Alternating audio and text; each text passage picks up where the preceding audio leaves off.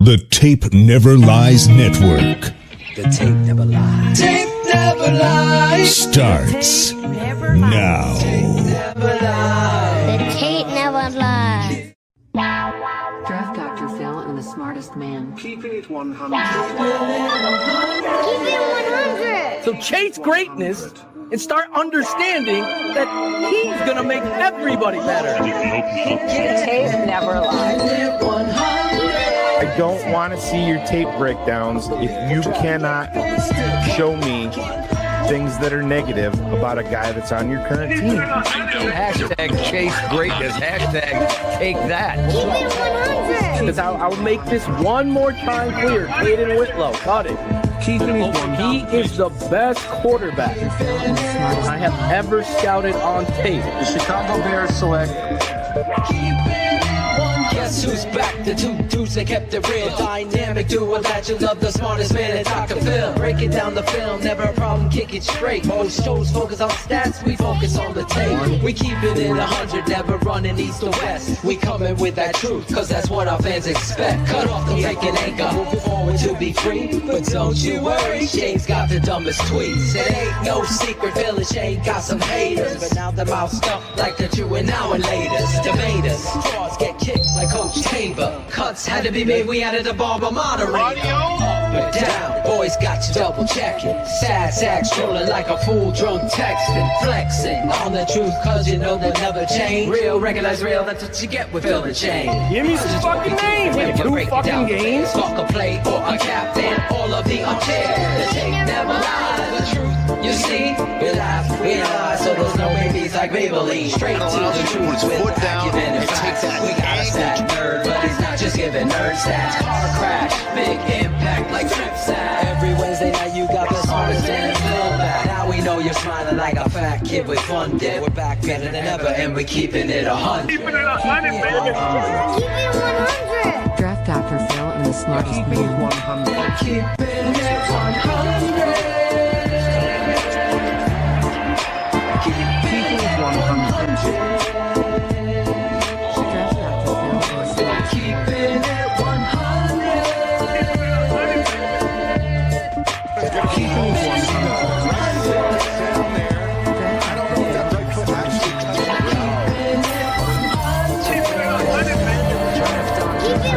Keeping it 100. Yeah, exactly. Yo, what is up and why am I so tiny, everybody? I'm Ivan Vargas. Welcome back to Keeping It 100 on the best four-letter network on the planet. The tape never lies. To be honest with you, I don't see any of us retiring tonight, so you don't have to worry about that. It's all good, but a lot of news coming up, some surprising news with Drew Dahlman retiring. Now, we have to go ahead and adjust and pivot and figure out what we're going to do at probably the second most important position on the offense at this point, at center. But also a lot of rumors swirling with Max Crosby. A lot of decisions have to be made with DJ Moore. It's almost upon us. I mean, like I said, we don't stop. It keeps moving. It keeps going here at TTNL. Before we get started, like, share, subscribe. Become a patron today at www.thetapeneverlies.com. Draft Mob is upon us. If you want all the great tape breakdowns that we've been doing, go ahead and become a patron today. If not, well, I guess you don't get them. But anyway, let's go ahead and bring out the guys you came here to see. Shane, the smartest man, Marcel, and DDP. Draft Dr. Phil. What's up, guys? Yo, What up? Little box. screen is. Oh, you got it on your end? There you go. Almost. There it is. Almost. Bill's Ivan. Yeah. There we go. James, Phil, Ivan's We literally we're switching at the same time. Like, we're all doing this shit. Hold like on. shuffling a deck. I got it. There we go. One of these kids is doing his own thing. There we go. One of these things is kind of the same. Yep. Greg Braggs would have a full meltdown Oh my God. if that happened on his watch.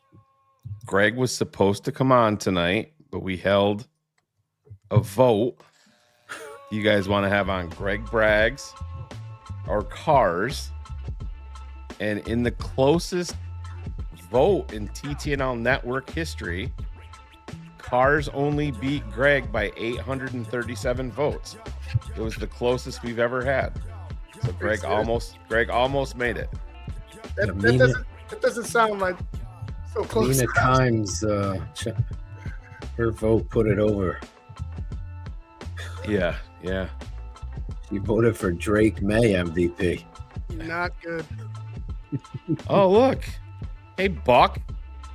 Phil, cut the rapping, please.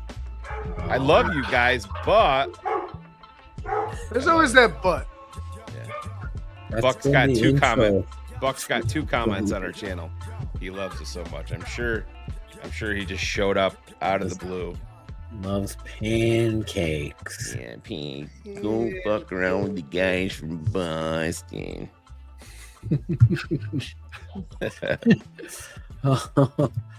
Pancakes.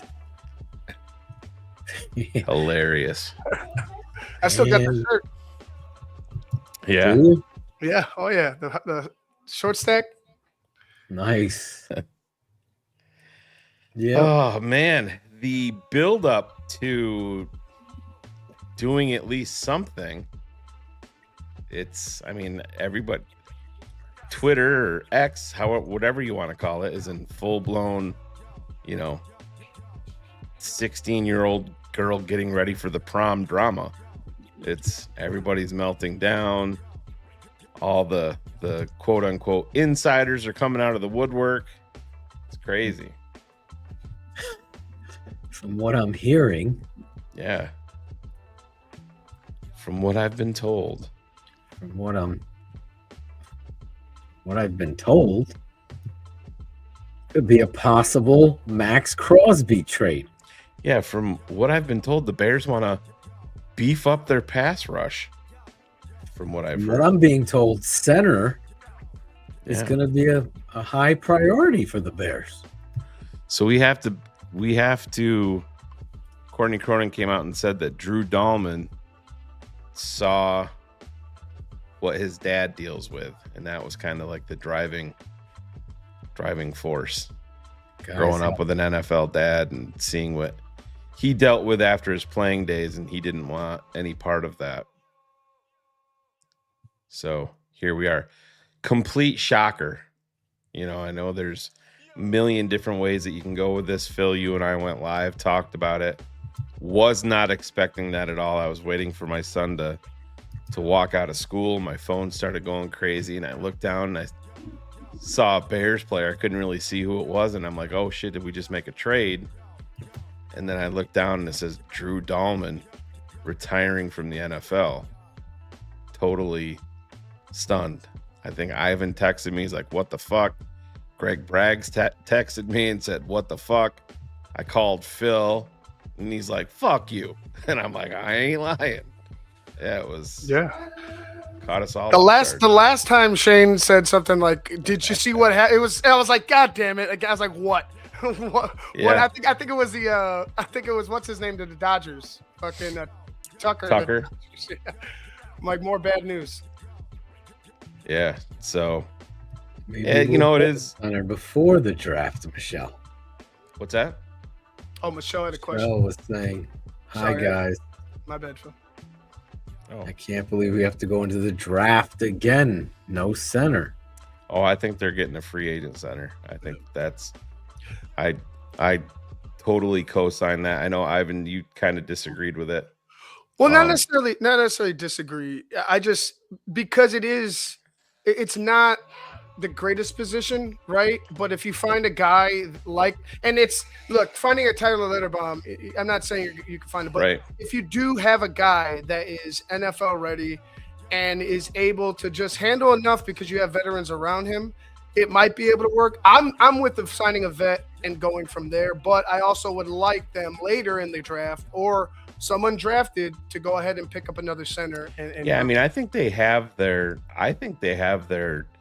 young backup that they can groom in Luke Newman. I mean, they've been using him there. They kind of know what they want, but where we are and my expectations for this team heading into a year 2 with Ben Johnson, I I can't turn it over at the center position to a rookie. I can't. I think it's a mistake overall. I don't think it helps Caleb Williams. I think you're better off having a vet in there, and everybody knows my thoughts, and I know Phil co-signs me with this. If you tell me I can give you the best center in the league, and his name's not Bo, sign me up, because listen, we talked about this too. Joe Tooney's not going to play forever. Jonah Jackson resurrected his career here. Who knows how long that lasts?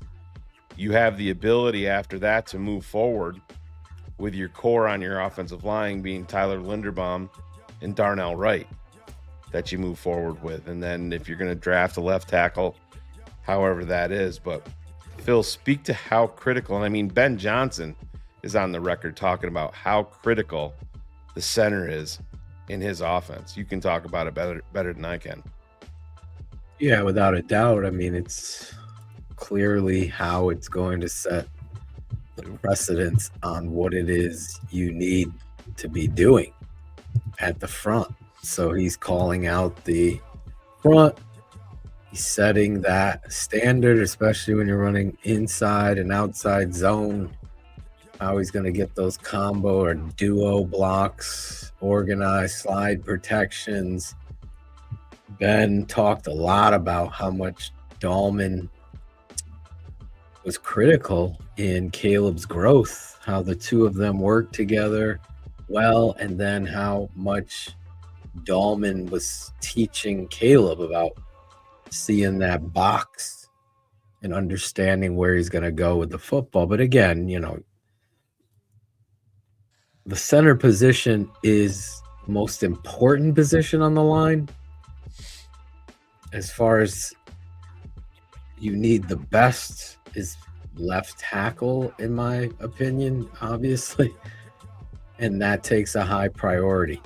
So it falls off in regards to the Holy Trinity. And I know a lot of people get confused of that.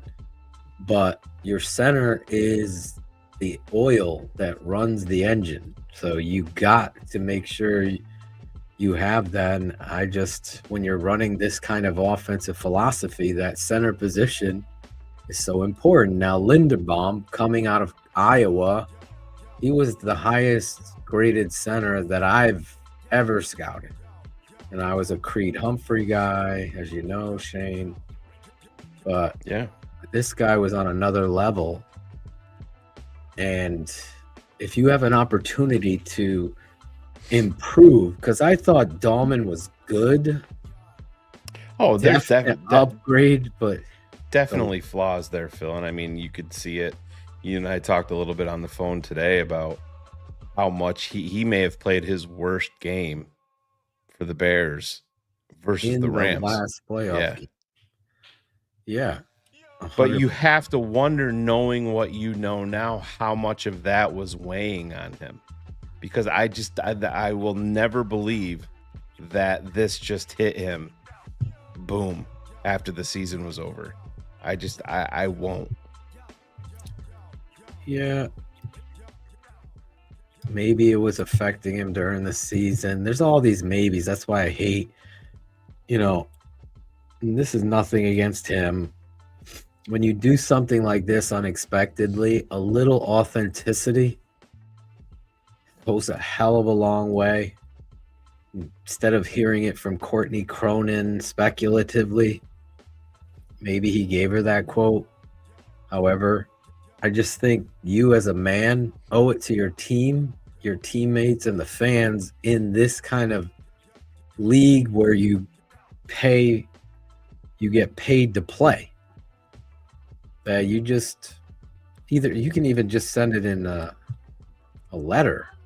Listen, it pains me that I'm doing this, and you speak your truth. So now there becomes what you have in your head, Shane. Like, was he hurt? Right. Was he feeling like, because I always say, if you have 1 foot out that door, you're out the door in this game. in this game of football, you're not gonna be able to fucking handle that shit. So it's unfortunate. It did shock me. And obviously the fan in you, where you see this offense and this team just skyrocketing. This is like a little bit of a setback because there's an unknown now. What are you going to do at center when your past history is Mustafa, Lucas Patrick, Cody Whitehair went in there, James Daniels? You've had such a rotation, almost like quarterbacks, since Olin Kreutz of centers. Yeah. And you get to the point where you're upset that now you have this opening. Right. And like this, I mean, Gerbon, that's not even how it works. I mean, we talked about it on the pop-up show live yesterday, and there's some talk that the Bears are going to go after $4 million of the bonus money. So it's not that he scammed the Bears out of extra money. That's not at all how it works. It's not true. I mean, the Bears actually are gaining $10 million in cap space. He's not Nate Davis. Yeah. No, far from it. I mean, say what you want about Dahlman, and I know that the Pro Bowl is overrated, but overall, he's and Phil, we talked about it, when the Trent Williams stuff came up. Either way, he was always going to be the weakest link on your, when we talked about if you brought in somebody, a veteran left tackle. I said, think about the logistics of that. If the Bears had signed Trent Williams, made the comment to you that your Pro Bowl center is the weakest link on your offensive line. And yeah, I mean, it was on this. Yeah. Because we were going to talk about Trent Williams and how, of course, I would totally have signed Trent Williams because there's a huge gaping hole at left tackle. Right. And then this happened. So now your whole move, you got to now replace the center. Right. And Gerbon, the way that it works, it's staring at you. They're potentially going after the $4 million because he only played 1 year of a 4-year deal. That's why. I mean, your bonus money isn't. It's based on your contract, the length, and all of that. So we'll see what they do. I'm sure there are stipulations in the contract where you had to play a certain amount of games for a certain amount of time to get a certain amount of money. Right. I mean, it's not that he scammed him. We'll just say that, and we can get into it a little bit thicker in the weeds here. Hooper has a super chat. Guys, does he still get paid the remainder of his contract? 2, would you trade for Thibodeau on the Giants? Well, I talked about it, put it in the patron chat a little bit today, just kind of, Phil is giving you guys everything from the coaching perspective, and I talked about it. Thibodeau is underwhelmed, as a pro. His second year, I think he had 11.5 sacks, and he's been nowhere near that the 2 seasons after. But if you're telling me that, you have to, this is the one thing that I've been wanting Ryan Poles to do, is you got to get creative in how you're going to fix this defense, who you're going to move, how you're going to create space. And the thing that I talked about is if you did a Tremaine Edmonds deal to New York for Kayvon Thibodeau, and then you're like, all right, so that's your answer across from Montez Sweat. And I said, no, what if you included Montez Sweat in a deal to Vegas for Max Crosby? And then you're moving forward with Crosby and Thibodeau and Booker on one side, as your rotation. Things don't work out with Thibodeau. He's gone after 2026 anyway. And, you're rolling the dice there. And Montez Sweat, I believe it's 16 million in a trade that you'd be clearing. Yes, there's some dead cap involved, but those are the type of things. Now, would I be against that? I really don't think I would. I mean, are you more interested in Montez Sweat and Max Crosby? Yeah, I can see the benefit of that. But something that nobody's talking about is that they both play on the same side, like almost 90% of their snaps. Montez Sweat and Max Crosby. Do they have the ability to move? Sure. But Phil, you know how it is with some of these guys. They have their comfort spots. You know, they just have where they're comfortable. Yeah, I watch Montez and I get a little upset that he doesn't rush more from the right side. But I don't see the hindrance of him rushing from the right. So to Shane's point, he clearly wants to be on the left side of the defense. I've liked his reps on the right side when he does, but I don't know a number to it. That's where PFF does good work, giving you statistical numbers. How many reps, how many times were on the field, how many times were they subbed in, how many times were they in a nickel package. I don't use their player grades whatsoever in regards to these pro players or drops for that matter. We did a study on drops. It's almost a comedy how many more drops Rome Odunze has than PFF has him having. Oh, yeah. But that would be an extreme makeover on your D end. Yeah, and that's a complete disrespect to Montez Sweat. They're not the same player at all. Marcus Davenport. I've loved Marcus coming out of. Yeah, but I mean, so that's 2018, Phil. No, I'm saying I Yeah. loved him coming out, but Yeah.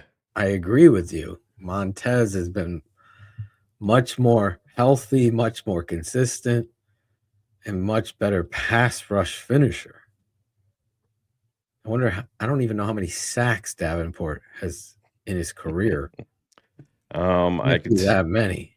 He had 4.5 as a rookie, 6 the second year, 1.5, 9, a half sack, 2 sacks, half sack, 1 sack. God, So it's 2018. Yeah. Holy shit. All right. I feel like it was just listen. Kevin Carlson has a question here, and we have to hold people accountable.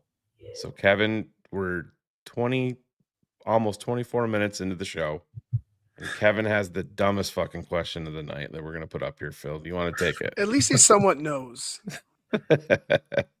No. At center or no chance or dumb idea or both? Yes. It's a both. It's a both. Let's leave Tooney where Tooney is a Hall of Famer. Yeah, the Bears put him at left tackle because they recognized this was the end-all, be-all game. The one where the lights go down. The curtain drops. And you want to put your best 5 out there. And I thought they did a great job. Saying, okay, Tooney is going to give us a better shot than Trapillo. Well, Trapillo was out, so it was Theo Benedict. Yeah. And that was the right thing. And then they got my boy in there. So, number 74. Why am I drawing a blank on my boy? What was his name? Say again, Phil. I was reading something. What the heck's McFadden, right? What was number Jordan McFadden? Yeah. Yeah, they ended up getting him out there. Someone I thought impressed. I mean, I saw better reps than I did with Jonah Jackson with McFadden. Early on, yeah. Yeah. Then Jonah got put it together, shape. yeah. But McFadden's a underrated player here. So, the Bears 85 champs. How much will Lindy cost per year? The Did you see that one guy? He's like, Linderbaum going to set the market at center, $40 million a year. yeah. Well, who was it? Who was it? Shay Norling. Someone, I mean, Shay Sutton Johnson. He's got a blue check mark. Shay thought that he could go up to 25 million a year. I mean, the highest paid center in the league right now is at 17 and some change. Is Linderbaum going? No, he going up to 25? 20. I think he could get 20. I think they'll push. I think they'll overcompensate to try to, business wise, just get to the middle. I could see him pushing for 22. Yeah, I mean, well, that's the thing, and he's gonna have a market. Richard Johnson, that was him. I go, what is this dude quoting NBA centers? Linderbaum's former coach is in New York. So Albert Breer said that the Giants are involved. His former offensive coordinator, Todd Monken, is the head coach of the Cleveland Browns. He said so Cleveland's involved. Albert Breer said the Detroit Lions are involved. Albert Breer said the Bears have been sniffing around Linderbaum and the Bears are involved. And so I'll break it down this way. So if you're Tyler Linderbaum, either of those teams that you go to, you're getting paid elite, top-end, market-setting money. Are you going to go to the Giants and tie yourself to Jackson Dart and the Giants where it's potential? And listen, everything's a factor. Every player votes the Giants turf the worst in the fucking league in terms of injuries. So you got to worry about that. Are you tying yourself to the fucking turd sandwiches in Cleveland at quarterback? Now Detroit, yeah, they've shown that they've turned it around and they've won.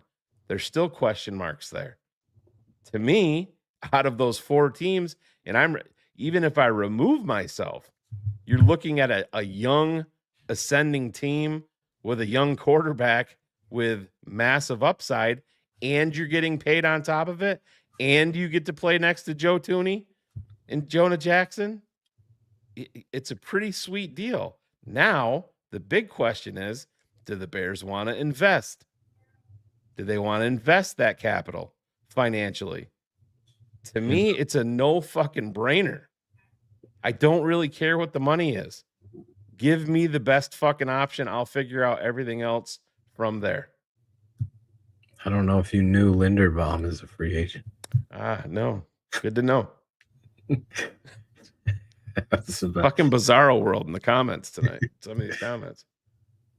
Edmonds for Thibodeau, straight up. Do you take that trade? Yes. So do I. I take anything for Tremaine Edmonds. Yeah, I just said that. People like Tremaine Edmonds. Straight up. I mean, what do we turn off the difficulty? Like, Kevin Carlson just DM'd me and said we need a pass rusher. Any chance Thuney can push outside on the opposite side of the ball? I would say no, Kevin. Linderbaum is, to me, the best center in football. So when you have an opportunity to put those players on your roster, I think you do that. You don't listen to anybody else, and you never listen to these fucking blog boy nerds. I just don't. Nobody up here said to trade for Linderbaum. No, he was making a joke. Somebody in the chat. Oh. I think it was Scottish Bear quoting himself when he fucked up and saying, can you trade for him before? Oh, yeah. No, it doesn't work that they're under contract for. We didn't get you were talking to someone. Yeah. My bad, Jester. I thought you were talking about us. All I want to say is that they don't really care about us. Jesus, don't rap, Phil. You're already pissing people off. Yes, McGovern is. He's the number 2 for me. He would be your number 2 option at Listen, Biadish, or however you pronounce the name. To me, he's a downgrade from Drew Dahlman. Linderbaum and McGovern are upgrades. Linderbaum is a massive upgrade. Yeah. McGovern is an upgrade. It just how much we'll see. They And both fit your scheme. Linderbaum is 25 years old. He can be a core. He can be a build. He's a building block for you moving forward. 100% because of what you broke down on the emergency podcast of Dalton. Yeah.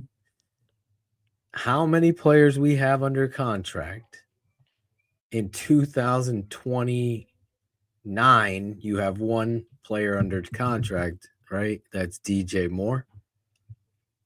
In 2028, you have two players under contract.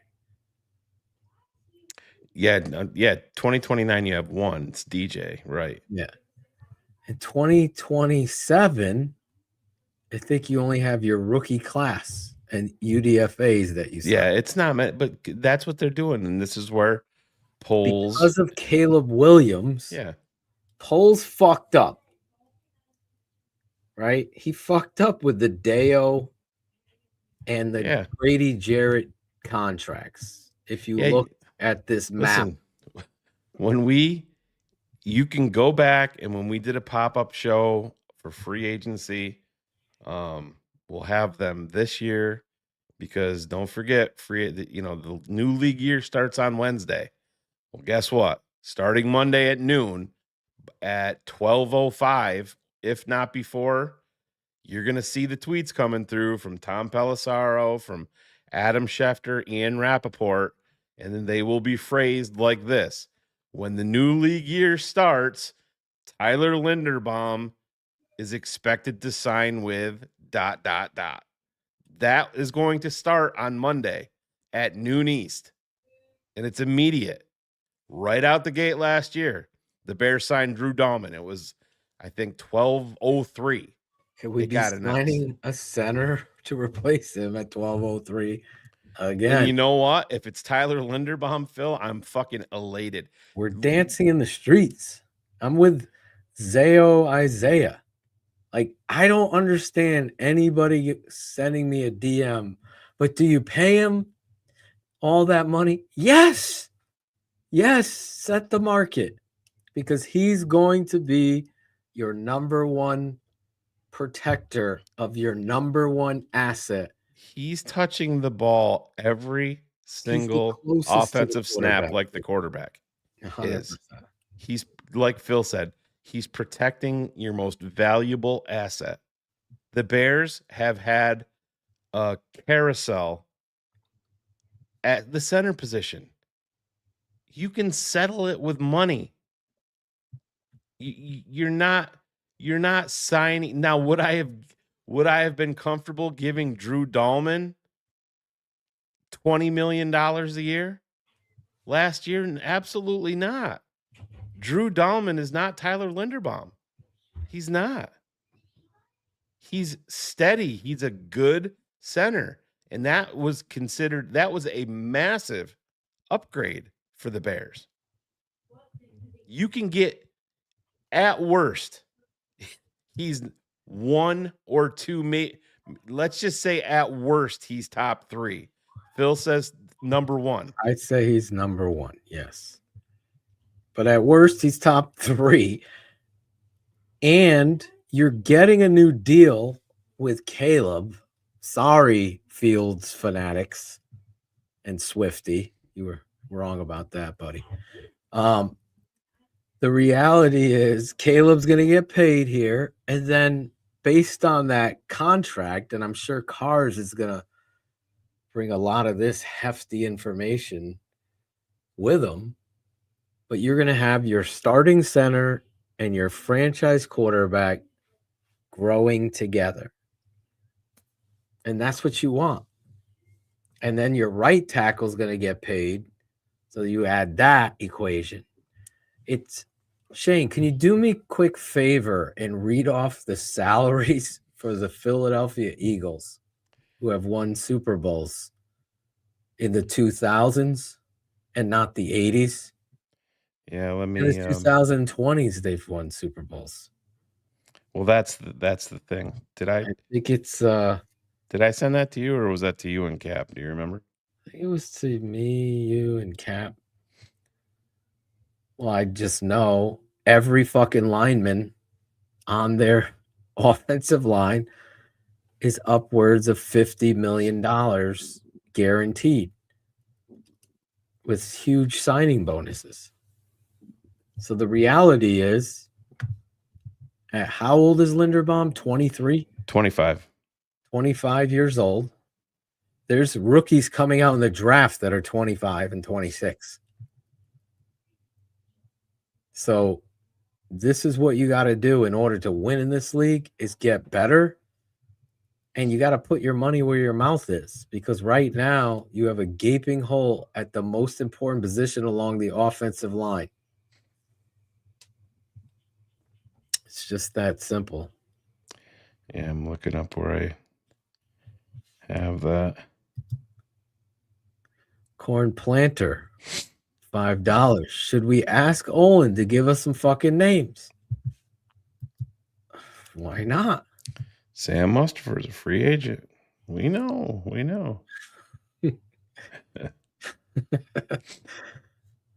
Oh my fucking God. Your lunch with Larry. Give me some fucking names. Lunch with Larry, names, Buck Marley. Got it all tonight, Ivan. Got it all. All right, so Lane Johnson signed a 1-year, $25 million extension with $25 million guaranteed. He's not a free agent until after 2029, where he's averaging $25 million a year. $25 million, and his deal also contains void years through the year 2033. We're in 2026, so he still has 7 more years of void years. This is why Philadelphia has like $430 million in void year contracts. And that's where, when you say that the cap is a myth, that's going to come to roost at some point, 100%. So Lane Johnson has a massive deal, and he's older and injured. Jordan Mailata, 3 years, $66 million, $20 million signing bonus, $48 million guaranteed. Landon Dickerson, 4 years, $84 million, $20 million signing bonus, $50 million guaranteed. Their center, Cam Jurgens, 4 years, $68 million, $9.2 million signing bonus, $43 million guaranteed. And we're worried about paying Tyler Linderbaum because we're gonna have too many. Say we fans, yeah, and stupid program hosts, producers don't understand that in order to win this game, you're going to have to understand that certain commentary in football, like that are cliches that you've maybe heard, the game is won and lost up front. You don't have anything. You can have every fucking gimmick and trick in the book. If you can't block it, it ain't working. So that's why money is better spent in the offensive line. And when you have proven commodities, I always said this about the Khalil Mack trade. I don't give a fuck. I knew he was the best at that time at that position. And you aren't going to find that in that draft. You're going to roll a dice on it, and you might get it, but this is a proven commodity. The Rams, they keep going to these fucking Super Bowls. They keep trading their first-round picks for proven commodities. These are the things they did it again today. Bears fans can't wrap their heads around. You assholes were fucking defending one of the worst quarterbacks I've ever witnessed. That was a good athlete covering up all the fucking warts. You had listening and giving thousands of likes and whatever the fuck to these morons everywhere. Regurgitating the same bullshit. When you take a hardline stance, you've always been wrong. and fans still flock to your stupidity. What dumb shit is this guy going to say? And here we are, always fucking telling you the truth. Because we go by the proven commodity. Are you going to miss there? Yeah. But the tape is telling me more than his guy running fucking 40 yards in his underwear. That's just a box that you check. When I look at Linderbaum, he takes the fucking nose man that's 345 pounds and fucking drives his ass backwards. His shotgun snaps, just watch him. Spiral. Boom, boom, boom. Dahlman, they were all over the fucking place. Bears fans have the best fucking quarterback talent-wise in the entire NFL. Exactly what I fucking said when he's coming out. The best I've ever scouted. Stood there in the pocket and delivered the tape and the truth every time. And so did Shane. And we had assholes defending Justin Fields.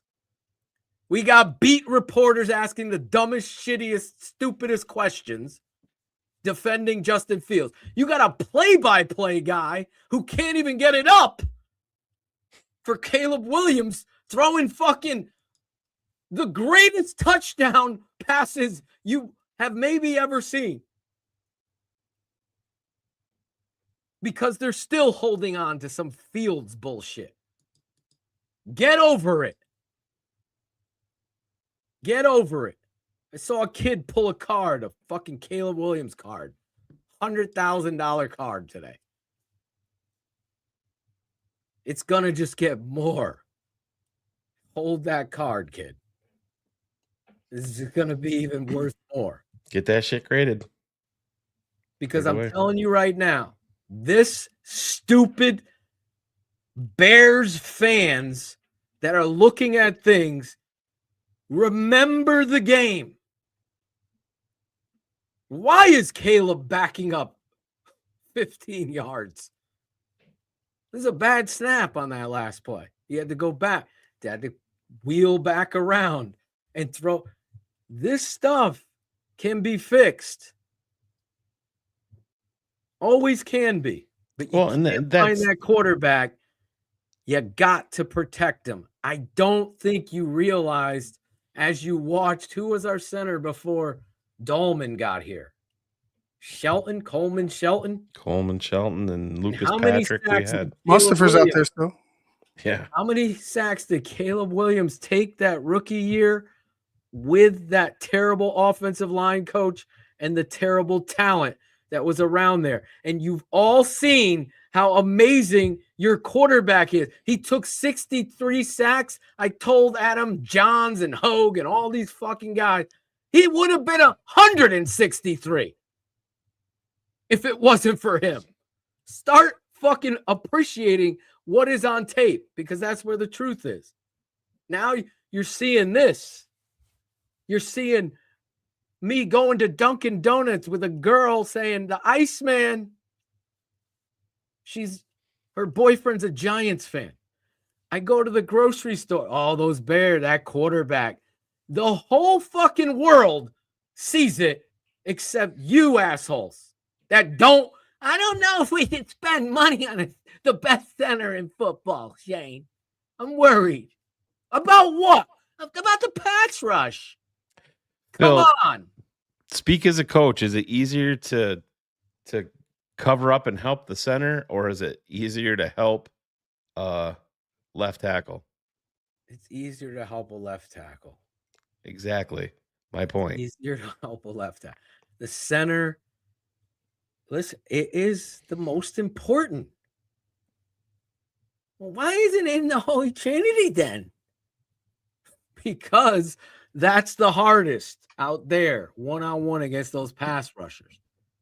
Both can be true. Both can be true. But right now, staring Ryan Poles right in the face, despite this news, is the best center in football. One of the most physical, tough, kind, team-oriented leader of men could come over to Chicago, where it seems like every free agent wants to go, fans, because of number 18 and the head coach. They see it, they feel it. Now it's time for you to stop worrying about the fucking money. There's nobody under contract. This is a 25-year-old all-pro, best in the NFL. And you're moving off of Dio next year. You're moving off of Grady Jarrett next year. So I mean that money is freeing up. You're going to have some dead money gone from DJ next year. Listen, I gotta address this guy, bro. Go ahead. Don't manipulate the fucking story, bro. Just don't fucking do it. TT scam is what you're trying to fucking pull. Oh, Jesus Christ. Yeah, that's. Are you fucking? Did you look at the numbers? Did you look at the talent? What was Justin's fault in Pittsburgh? Couldn't throw over the middle. What was Justin's issue in New York, where he's going to be getting cut again? At some point, anybody that wants to defend Justin has to. You just got to have your coming to Jesus meeting and say, you know what? Maybe Justin should look in the mirror and realize nobody made Justin choose the fucking Jets last year. Exactly. Justin chose the Jets last year. Why? Because of money. And that's on Justin. I'm not going to begrudge him for taking the most. It certainly didn't help his career. I just get fired up, man. I just do. And it's people like that hiding in the shrubs, waiting to pounce. The issue, and all of you, Otis Nichols, he was a big Fields defender. Bullets, big Fields defender. Then came over. All these real guys. Quick. TD scam. Went to the fucking playoffs. They went to the fucking playoffs and he threw 24 touchdowns and 7 picks and threw for 3,300 yards while he missed time. That's how that looked. This is the problem. When you're trying to defend Justin Fields, people make shit up along the way. Justin's going to be playing for another team. And then next year, he's going to be playing in the CFL. Justin and he's will still be a going backup to get defended. For Jordan Love. I guarantee that's going to happen. Justin's biggest problem is Justin, not everything else. When it's okay to admit that. This is okay because it's proven in the history. That's what I was going to say. All of these guys, they're patrons that were high on Fields. Kerry Franklin, high on Fields. We showed Justin coming. We lost out the of guy Ohio from State. TTNL over Justin Fields. Exactly. Because Phil and I were ready to move off of him. Barlissimo was fucking going crazy over the Hall and Fields. We're not gonna. I hold you accountable. You're not gonna get over. It's one or the other. You can't pretty that shit up. Because it was like a war, in what we nicknamed it as Big Steve, the Civil War. You were on one side or the other. You can't be in the middle. Well, you know, no. So the reality is, fuck you, Bullets. Bullets, we have you defending Fields for 3 months. So I honestly don't even remember that one, but it's fine. We'll just give it to him. He's been absent. I've been working his ass off, this guy. I had a little chat with him today.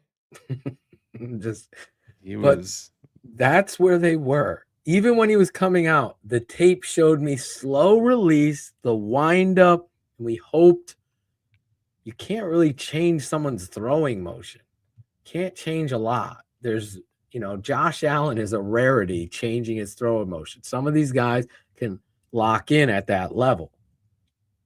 You can change your grip. You can't change your ability to anticipate. And that's why I had Mac Jones. Oh, Bullets, stop being a fucking drama queen. I'm joking. Jesus, he's texting me now. Next thing he's going to FaceTime me during the show.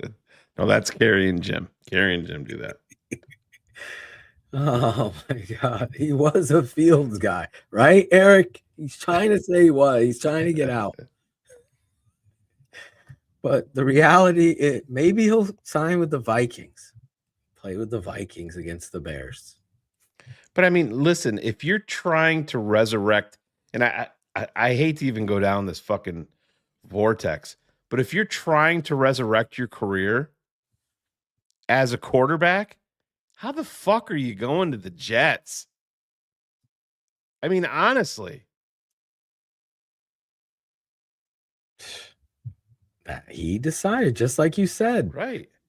You'll never win when you're living lies. You'll never win. I stand here every time. We just use names. If that makes you uncomfortable, Mina Kimes, then you got to be doing a different business. You got to. Because you're the pro, right? You're the one person standing between the fans and the team or the player.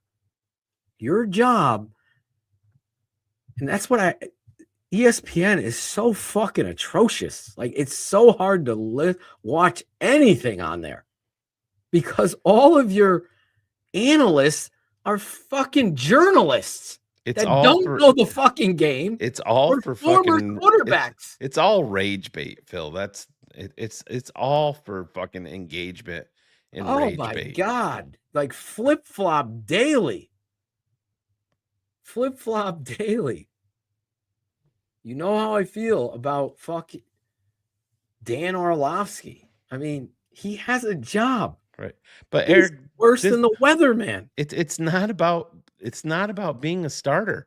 Why would you want the most important thing is doing what's best for your career and no fucking pathway. That's what Sam Darnold did, right? No fucking pathway. Are the Jets, even as a starter, the best thing for your career? It's just not.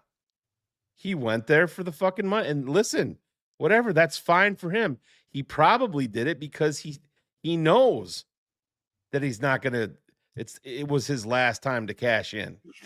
There was the only team that even was giving him a shot because they were desperate. Desperate.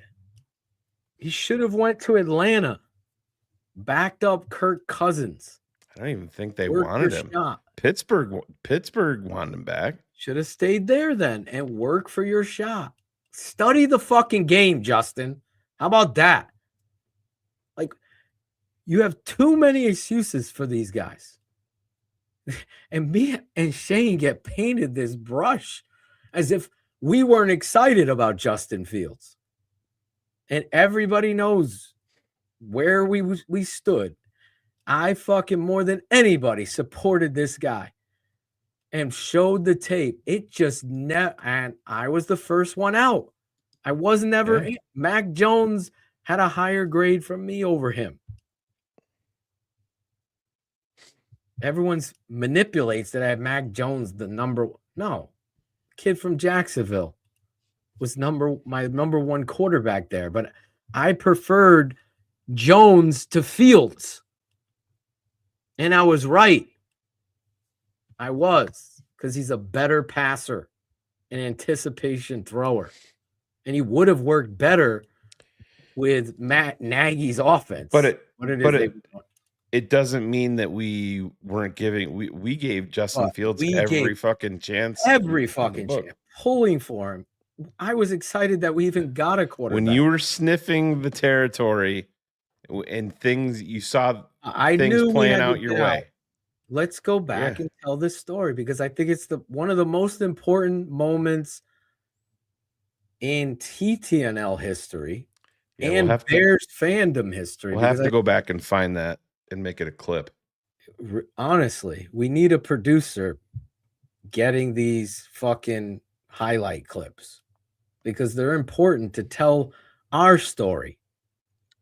You know, if Netflix truly wants to do this documentary on TTNL, that's got to be a clip in it, because the reality of what it is that we do here, being the underground, the Wu-Tang Clan of Bears coverage, I'm not changing. I will swear when I want. I will get emotional when I want, and I will tell the truth all the time. We will have laughs. If I want to go talk about some streaming show, that'll be it. But getting back to this moment in TTNL history, I was out on Fields, and the Bears had the number 1 pick. That was in the And I'm Bryce like, Young you draft. have to fucking do your due diligence here on the quarterbacks. And Yeah. I was getting shit for that. We were talking about Bryce Young and CJ Stroud. So then, then this was what we were doing on Keeping It 100 when we went to do the tape breakdowns. And you could just see Young was way better a passer than Justin Fields. And we're doing it. And you had this moment where you're like, Phil, let me put it to you like this. You can take Bryce Young now, or you could trade, get 2 first-round picks next year, and then get your boy Caleb Williams. And that moment was like that was about giving Justin a fair chance. Give him one more shot, Phil. Give him another shot. Give him that one more. Try to get a wide receiver, get some weapons in here with him. Give him one more year, and then why tie yourself to Bryce Young when you can have the 2024 class was infinitely better. Look at the class. Oh my God. But that light bulb going off, like, oh yeah, you're right. I'll sign up. Let's give him one more shot. And it was bad. And the coaching was bad. And I'm just not the guy that, well, you gotta, they didn't do him any favors. They didn't do fucking Caleb Williams any favors. And Bears fans wanted to call him a bust. I forgot about this. Then we had this calling us racists. I'm like, what? Y'all racist motherfuckers want to move off the field because he's black. Bring in Caleb Williams. They wanted to beat us up at a gas station. That's true. Yeah. God. But the reality of what Caleb Williams was on tape, I have never seen. Andrew Luck was up there. Caleb Williams was far and away better. And when you looked at Mahomes' tape, it was back to what Shane was saying. This guy can either be outstanding or he's going to be a fucking monumental bust. It was like a risk-reward thing. With Caleb, the Notre Dame game became some outlier clause. When you look at his season numbers, what was it? That year? It was like, what? 7 picks on the season? He threw 3 in the Notre Dame game? Or was it like 8? Yeah, it wasn't many. It might have been 5. It's like, what the fuck narrative are we going to hear today? And it would get me so But Phil, it angry. lived with Caleb into the NFL because it was he can't play under center. You can't even show me a single rep in college where he played under center. So what did we do? We pulled the clips right to the tape. We pulled put him up and showed our patrons. But then his first year, he can't play under center. He can't lead a team. He's a prima donna. He doesn't want to be all of the shit. And yes, Caleb and his camp had every right in the world to question the Chicago Bears. I'd do the same thing for my son. I understand it. Think about the logistics of your first move to surround Caleb Williams was to surround him with Shane Waldron. But I mean, let's fuck it, dude. That's I'm bring it nauseated. all the way around. Yeah. This is where I was going. We went around the whole orbit of history, kind of like in the summer when you fucking light those tiki torches all and keep all the fucking dumbass mosquitoes away. I'm giving you all of that to tell you, if I'm saying let's get Linderbaum no matter fucking what, stop fucking talking about money. That's too much to pay. The cap goes up every fucking year. It can be manipulated. The goal is to get the most talent now while this kid, Caleb Williams, is under this rookie deal. Is it smart to invest in center?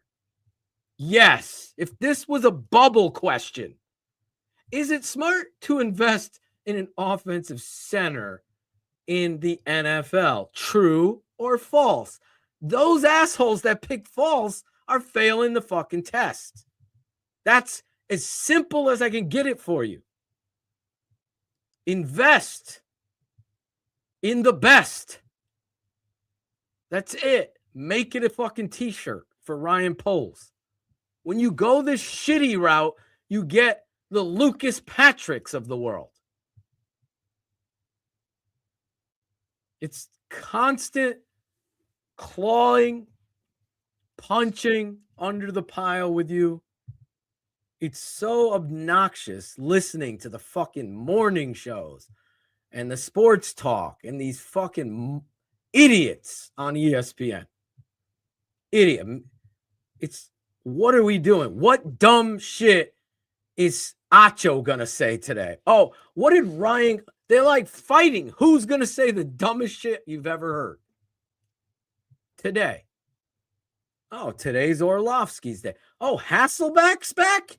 What dumb shit did he say? Nothing smart comes out of his mouth, yet he's still employed. This is what you're listening to and regurgitating. Then What if did I Ryan get Clark into say? this You know, you want to know what he just said? Yeah. Yeah. Go ahead, 'cause it was so fucking Ryan dumb. Clark said that the Baltimore Ravens would have a better chance at winning a Super Bowl with Kyler Murray as their starter over Lamar Jackson. And there you go, folks. And I'm dead serious. He said that. I know he did. I just couldn't remember what dumb shit he said today. Like, if there, let's do this, guys. If we had a daily show like Greg Braggs does, we could do what dumb shit did they say today? And it would be daily. And don't say you're not seeing it. You're seeing it too. Just scroll through reels on Instagram. And get in that sports, what do they call that? Timeline? Is that what it's called? Mm-hmm. Like when certain topics, you could say some shit. Now it's all showing up in your feed. That's the word I was looking for. My feed is all full of dumb football takes by Coach JB, Ryan Clark.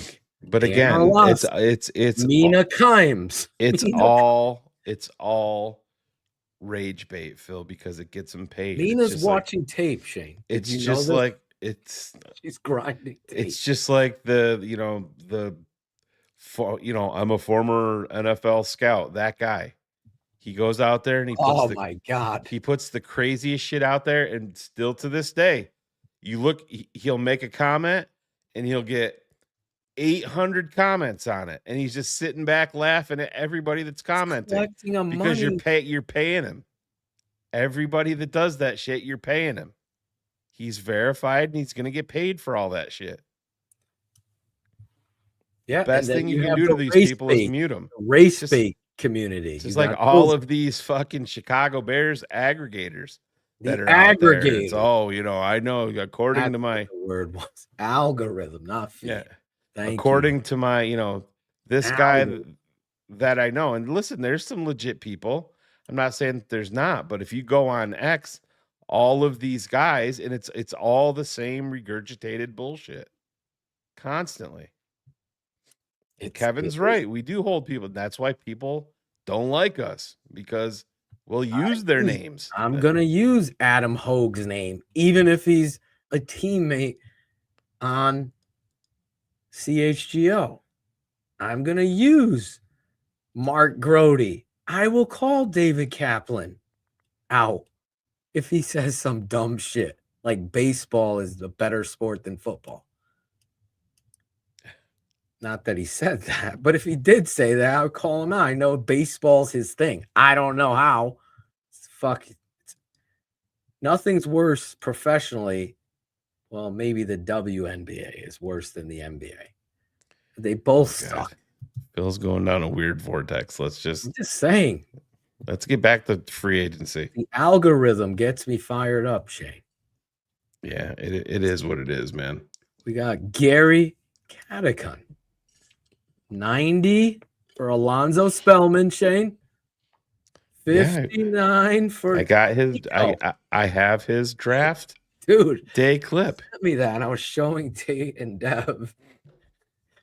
They're like, wow, his arms are long. Huge, yeah. His arms were under his kneecaps. Feels like, send me Brad Muster. So I sent him Brad Muster. Yeah. Brad Muster looked like the biggest undrafted free agent. Like his highlight. Can you play that? Who knows? The A way that 1 things, yard. the way that things get dinged. Yeah. I mean, looks like a UDFA. He for looked sure. like a UDFA, and we picked him. I was a young kid. But Gary's asking, did you, if the Bears sign Linderbaum at center, would you still draft a left tackle in round 1 or go another direction? It all depends on who's available. Well, I'll let you Whoever's answer. there, and we're breaking this down now. So if you're not a patron, go become a patron. We've broken down Caden Proctor and Caleb Tiernan so far. Ivan's been You want to talk about grinding, Mina Kimes? Vargas is grinding. He wasn't grinding Nina Kimes. He was. Oh, maybe in college. Mina Kimes. He was grinding tape.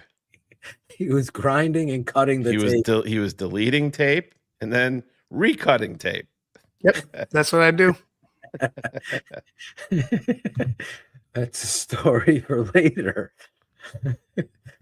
Would have grinded me to kinds until their fucking takes suck. Oh shit. No one's blaming. I'm not gonna lie, I was so disappointed in Dahlman, but I'm not gonna hate on the guy for making a choice of his health, or we just haven't gotten the reason. I just think, as a man, how many days now has it been announced what he has known? Before it's announced by Adam Schefter, how about you go and send a message to the fan base? City of Chicago, with complete, utter class, that I say that I enjoyed my time here and yada, yada, yada. So, Michelle, nobody can bring him in. So the way that this works is the league year starts on Wednesday. But the way that this works is the NFL Combine isn't just about the NFL draft and the NFL draft prospects. Probably 90% of the big time free agents already, I don't want to say 90, let's say 75% of the big time free agents already know essentially where they're going. That's where all of this stuff gets talked about, behind closed doors at the combine, at night in hotel rooms, in meeting rooms. That's where all of this takes place. These general managers are all in the same spot. They get together, they talk to these agents, they hammer out deals. And that's why on Monday, when the legal tampering period opens, that's why you see these deals aren't getting drawn up in 4 minutes. They've been done. Exactly. They don't go. They've been "Here, agreed put to. your number on this. What do you want?" Yeah, for sure. They've negotiated back and forth. They've taken the Packers offer over to the Lions, who are also interested, and the Bears, who are also, and they start negotiating in that form too. So you've seen guys that have agreed to terms and then turn around and fucking not and go to another team in the last minute or their former team. Oh yeah, I mean you can agree to terms, but nothing's final until the paper's signed, and then these guys have to come in and pass a physical and all of that. But like I said, noon East on Monday, shit's gonna get real. I mean the rumors are gonna, and I don't know if you guys remember last year when the legal tampering period opened, all social media went down. Twitter went down, Instagram went down.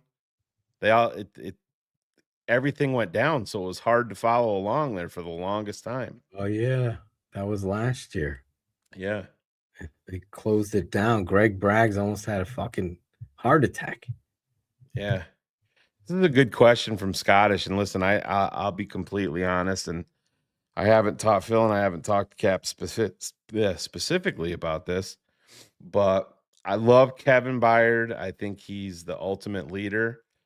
To me, I have a price for Kevin, and I don't know if it's true. I've heard a couple of things of where Kevin's expectations are financially, and if he's bound and determined that that's where he wants to be, I'm not there. I've heard the number 30 million over 2 years. Over 2 years. 15 a year? No fucking way. Nope. Well, it wouldn't be 15 a year because you're going to give him a signing bonus. Well, yeah, but still, I'm talking like 7 or 8 per. That's where I'm at. Well, maybe it would be that if you're giving. Yeah. So say it's 2 years, 30, but he's getting 15 to sign. Well, you can takes it down. Yeah, but he wants guaranteed. He'll want guaranteed money in that second Well, year because he's older. So I'm not giving him 2 for 30. No matter how it's structured. 2 for 25. That's no. No. Oh no. I'll go. I'm his agent. How old is he? 30? Kevin Byard? No, he's over that. 31, 32. Somebody in the chat will have it probably before I can get it. Cyro Morales. So he's 32. He will be, as of March 2026, he's 32 years old. He'll be 33 in August. So 33. That's on the 33. That's on the fucking brink, man. He had plenty. How many interceptions? He led the league in interceptions. So as his agent, I'm his agent. You're the GM. Okay, polls, but he led you in interceptions and turnovers in the entire NFL. Right, but I could make the same. He's the leader of your defense. Mm-hmm. You have a lot of young, and you have no safeties on board. Yeah, but I have massive other holes that I can't give a 33-year-old. He'll be 33 when the season starts. 30 million over 2. And I love Kevin Byard. Love him. Oh, I'm more at liberty because I think he has a lot of value. So I would structure it where I'm giving him a payday based on what he did and what he brings to the table. So that guaranteed money is in the signing bonus. Well, yeah, but they're two totally different things. There's a signing bonus and guaranteed money. No, I Those are know. two separate things. That's what I'm going to tell him, though. So I want to give him a good signing bonus over 2 years. He's going to get a signing. Yeah, he's going to get a good signing bonus. I understand that. But 2 years, $30 million for Kevin Byard, Phil, is a no fucking go. No way. Okay. I mean, he's led the league he's been the highest paid safety in the league before. And yeah, he was. I mean, Phil, he was a fucking perennial All-Pro in Tennessee. Then he got traded to Philly, and he was terrible. I don't want to say terrible. He wasn't good in Philly. He was Ryan Poles signed him as a street free agent. He didn't even count against the compensatory pick formula. He would be like us signing Biotish. Biotish right now. Yeah. You're right. I remember that. But you also have to be some tackles down the stretch. You have to be very wary that fucking cliff, you can fall off that fucking cliff quick at that age. Well, Cars isn't dead yet. Cars will be here soon. And all right, so this is what here soon. This is what we'll do. Let's ask him what the contract. I'll say Cars, would you give Kevin Byard a contract 2 years, $30 million and structured any way you fucking want?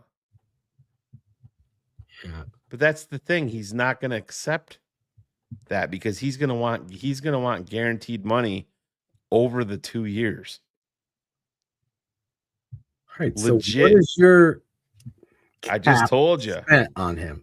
I would 2 years, $16 million.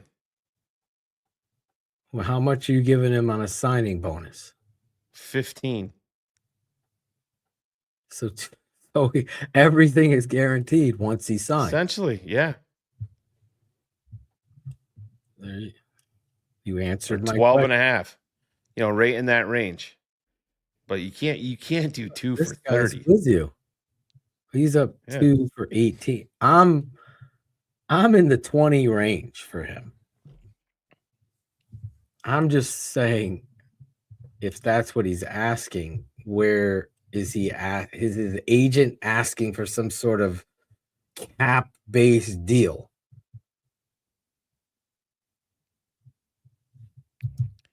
Richard Gordon has a market value.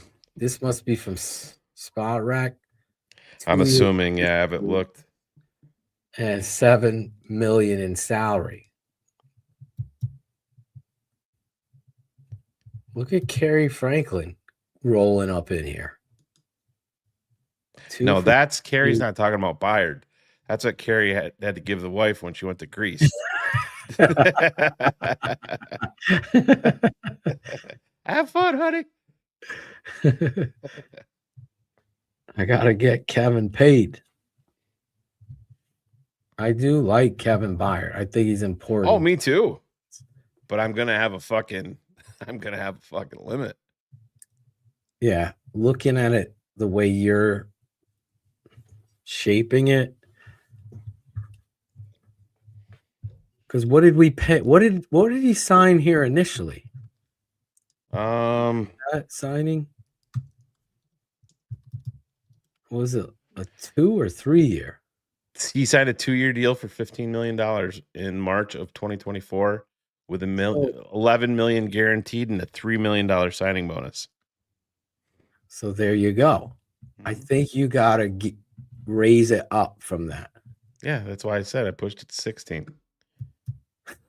You gave him $1 million more. I think he's earned a little bit more. We have a. Oh, you have a special box for this dude? Yeah, so do your thing on your end. Yeah. I'm trying to remember where it is. Oh, look at. Looks like me. Please don't ever say, do you have a special box on your end that makes me all right, Cars, your timing is impeccable.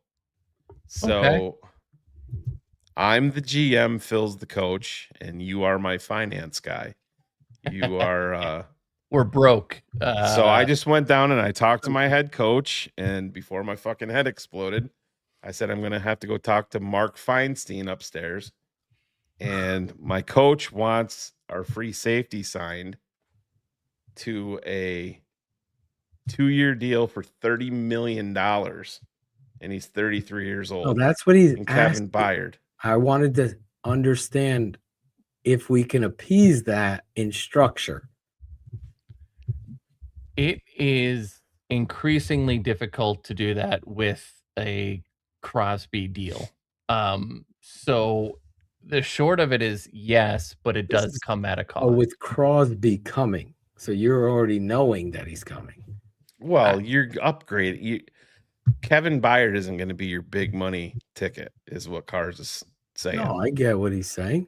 Yeah, I mean, look, it's all doable. But Cars, what we were getting down to, I was saying essentially 2 for 16 and guarantee 15 million of it for Byard. You'll probably do 3, but the third year is a void year, right? Where you're going to extend that out. Because we're basically at that point where you're going to start to see like they can redo Dio, or they can add some void years at the end of Grady Jarrett. Like those are the things that you're going to start to see right now, just because if we're making a run at it, we just have to, right? Like if you take like the DJ, if you get rid of DJ Moore and whatever that deal is, and then Tremaine Edmonds, the second that you go and add a Crosby, you're right back over. Now, if the Bears go and make a trade, and let's say like the one that's been rumored, who knows if it's true, if it's Edmonds for Thibodeau, he's a $14 million cap hit to go. That makes Crosby even harder to go do. So, I mean, I want Byard definitely back. You need someone of his leadership. You need someone of his ability. But we're at that point. We're going to start. We're at the Phil fuck a cap situation where it's time that we're going to do some unpleasant things to screw the cap a little bit. Yeah, and so Cars, we were talking about, and I think I'd sent it to you. You know, I was looking at Lane because people are like, oh, you can't. So just remove Crosby right now and get back to talking about centers. And we're talking about Linderbaum, and people are like, oh, we can't pay Linderbaum because Tooney's, making money, and we got to pay Darnell Wright. And then I brought up Philly, and I don't know if you've had a chance to look at the Lane Johnson contract. He signed a 1-year, $25 million extension. So here, this will be fun. Cars, look up his contract and then look at it, and you'll see the look on Car's face, how crazy it is. Whose contract? Lane Johnson. Because they added 16 million, 11 million, and 4 million in void years through 2033, and he's already 30. He's 30. He's 36 going into this season, and he's an old 36. Yeah, and he's got void years, Phil, through 2033 at 36 years old right now. Yeah, so his last year void year is under contract through he's 38, and his first void year starts at 39. That's crazy. But that's like what I brought up, Cars, before you got here. Essentially exactly what you said. The fucking cap does exist, but like that, Philadelphia's got like over 400 million in void cap or void year money. And it's number one by like a crazy amount. That shit is going to come to roost at some point.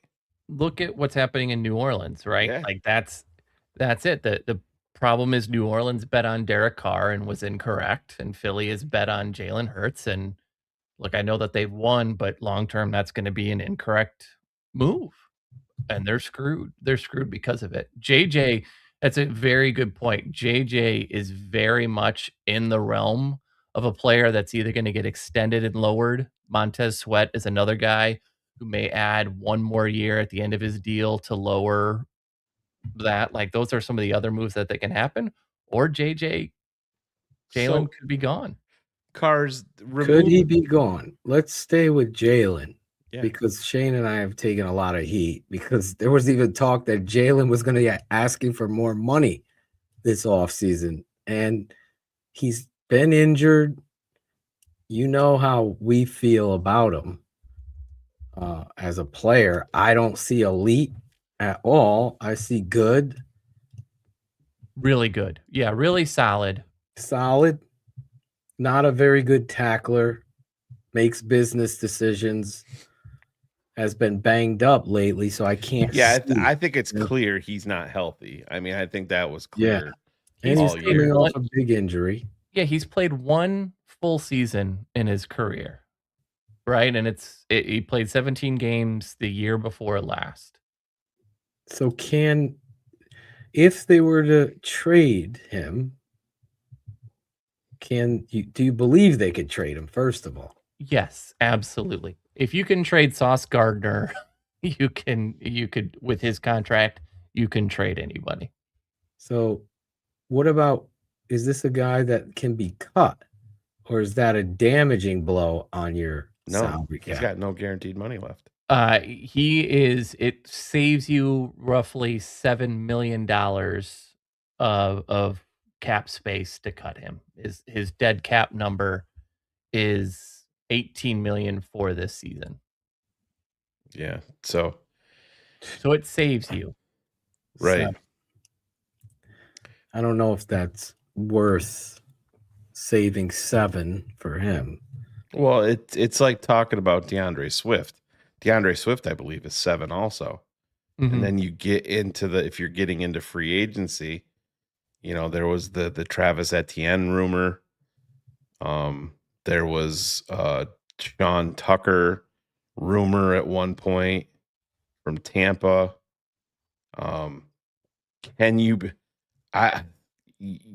It's pretty unlikely you're bringing in a free agent back to replace DeAndre Swift. We haven't talked free agent center. If you go after Linderbaum, none of this matters anymore. You have to go after Linderbaum, in my opinion. No, you're not incorrect. Right? It's the clearest lockdown 25-year-old premier center that you can go get. You have to do it, but we're lucky that we have such a cap person that works here that can do it, because you're going to have to make him and Crosby to some degree work. Yeah. Those are 2 keys. So, Cars, to what I brought up with you guys today, just kind of like thinking around different scenarios, what would it look like financially if we included Montez Sweat in a deal to Vegas? Yeah. Sweat saves you 17 million in dead cap, right? So his cap number is 25, his dead cap is 8.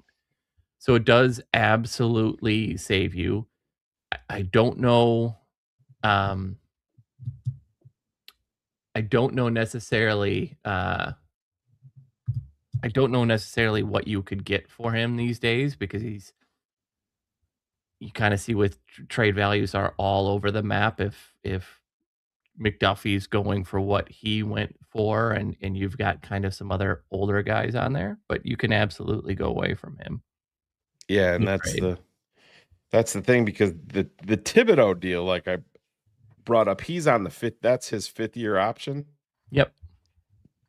Right. So if he didn't work out, he's a former Bear after 2026 anyway. But the Giants trading him, for those, including myself, what you meant is he is in his 4th year. But if you trade Tremaine Edmonds for Thibodeau, he then comes over on a 1-year deal, but the Bears then absorb the opportunity to place the 5th year option. No, he'd be playing on his 5th year option, correct?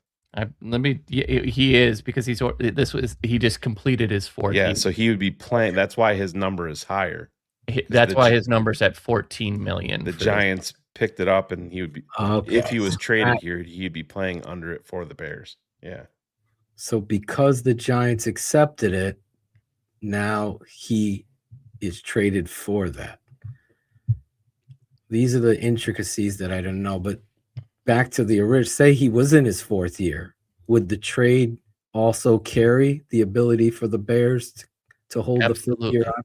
Yeah. Yep. Right. Yep. What about Kyler Gordon, who recently was extended. Is there an ability to extend him or put some bonus money towards him? So the guys yes, but his number is 13. It's not really big. Okay. Your big number guys are DJ, Montez, Jalen, Joe Tooney, Deo, Jonah Jackson, Grady, and Tremaine Edmonds, right? Those are all your guys north of 15. You're gonna look at a lot like, we didn't redo. We've got 2 years left on Jonah. They may do an extension on him. They did. They actually did something with him when they acquired him, and they added a year. That's right. So they with may have Jonah. to add another year for his But deal. the other one that hurt too, Cars, is they gave TJ Edwards more money. Yeah, so TJ, and it's not terrible because TJ's dead cap is 12, almost 13 on a 10-8 number. So he doesn't really move the needle a ton for that. It's really that top 10 guys are the names that I just gave you that really are the most impactful. And so you're going to look at either some combination of trades, So restructures, void years, all of that to happen. let's go with trades first. Mhm. EJ is getting traded, Yes. right? We all agree there. Bears fans are starting a new cult, the cult of DJ. I'm just going to nip that in the bud and attach it to my early rant. Stop. He's gone. Good player. Questionable effort in critical moments sometimes, was almost all the time. The second year, his first year with Caleb, was awful. Embarrassing, actually, on tape. They kept him. We were concerned, was he going to buy in with Ben Johnson? And for the most part, he did. It's a hell of a blocker. It's a tough football player. But there's drops. There's inconsistent effort in his routes, and none bigger than the final fucking play against the Rams, where he completely decided to check out. No matter what, Caleb will own it. Ben will own it. He's got to live with that. So DJ, I think he's going to the Patriots from what I'm hearing here in New England area. That's all the talk. Yeah. Well, there's a lot of talk though too. I mean, that I've heard here. There's been a lot of connecting Alec Pierce to New England. Oh my God! If I would rather have Alec Pierce here. Well, yeah, that's $25 million. That's yeah, we can't. Hey, listen. By the way, let's enjoy the fact that we never hired Chris Ballard right now, and that god awful job of what. Check your DMs. Greg Gabriel's going to sue you for saying that, but I'll add it to the list of people who hate me and like Chris Ballard, the man, but yeah, he's like a cat. He's got 9 lives over there. So tagging Daniel Jones is insane. Transition tagged him. Yeah, but still, $40 million for Daniel Jones. Is that the transition? 38 point something is Holy shit! I didn't even know. But that's the thing too, and that's what's crazy, Phil. I've had so many people DM me and text me, and even got a couple of emails about Linderbaum. Like, oh, you're so high on Linderbaum. Why is Baltimore letting him go? Why wouldn't they just tag him? The way that the tag works, there's not a tag for centers. It's tag for offensive linemen. So that includes tackles. So when you have like Trent Williams at the top, that's affecting so the tag number for Linderbaum would have been what, like $28 million. Yeah. Well, and Shane, the other reason that they're not doing it, they have $155 million in Lamar Jackson, Roquan Smith, Nnamdi Madubuike, and Marlon Humphrey. $155 million in 4 players. Who's that? Baltimore. Holy shit. Lamar Jackson's cap hit is $74.5 million this next year. And then it's Roquan at 32. So Shane and Phil, I think the things you have to look at, the biggest moves we have to look forward is Bajent is going somewhere. That's about $4 million. DJ's going somewhere. Tremaine Edmonds is going somewhere. I think those are the certainties of what it is. Those are the three trades. I would say Tremaine will be cut if he is not traded. Are you all? Yeah, 100%. Yes, 100%. The cap savings there, and I think what you saw from DeMarco is there. But so the things you look at, like if Tremaine goes for Kayvon, Crosby's out. That's done. That's the move that we're making. We just get told. Really? Yes, absolutely. So because that's both. like for like. Unless to Shane's point, the Raiders would take Montez Sweat back as part of that trade. Yes, that's absolutely done. So if it's just Tremaine for Thibodeau, no Crosby is coming. So I think you have to look at it this way. If you make the Tremaine Edmonds deal for Thibodeau, you're rolling your dice with your pass rushers being Thibodeau and Montez Sweat, but you're also got to feel pretty good about Linderbaum coming in free agency, correct? Cars at that point? Yeah, I think yes. I think that's the tie-in. Then you're almost full go at defensive tackle at 25 because you're not go Tremaine for Max Crosby because the Vegas has interest in Tremaine. I know that. Yes, that has been documented as well.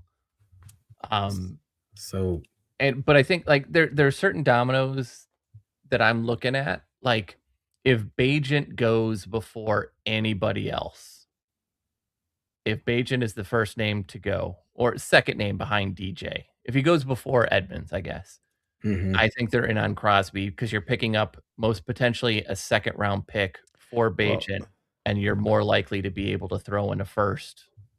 Where do you see Bajent? Just real quick, guys, I'm not forgetting about Austin Booker, but please don't overrate Austin Booker. Don't say that he's a starting defensive end that's going to be able to go out there and provide you start. He's not. He could be a trade piece.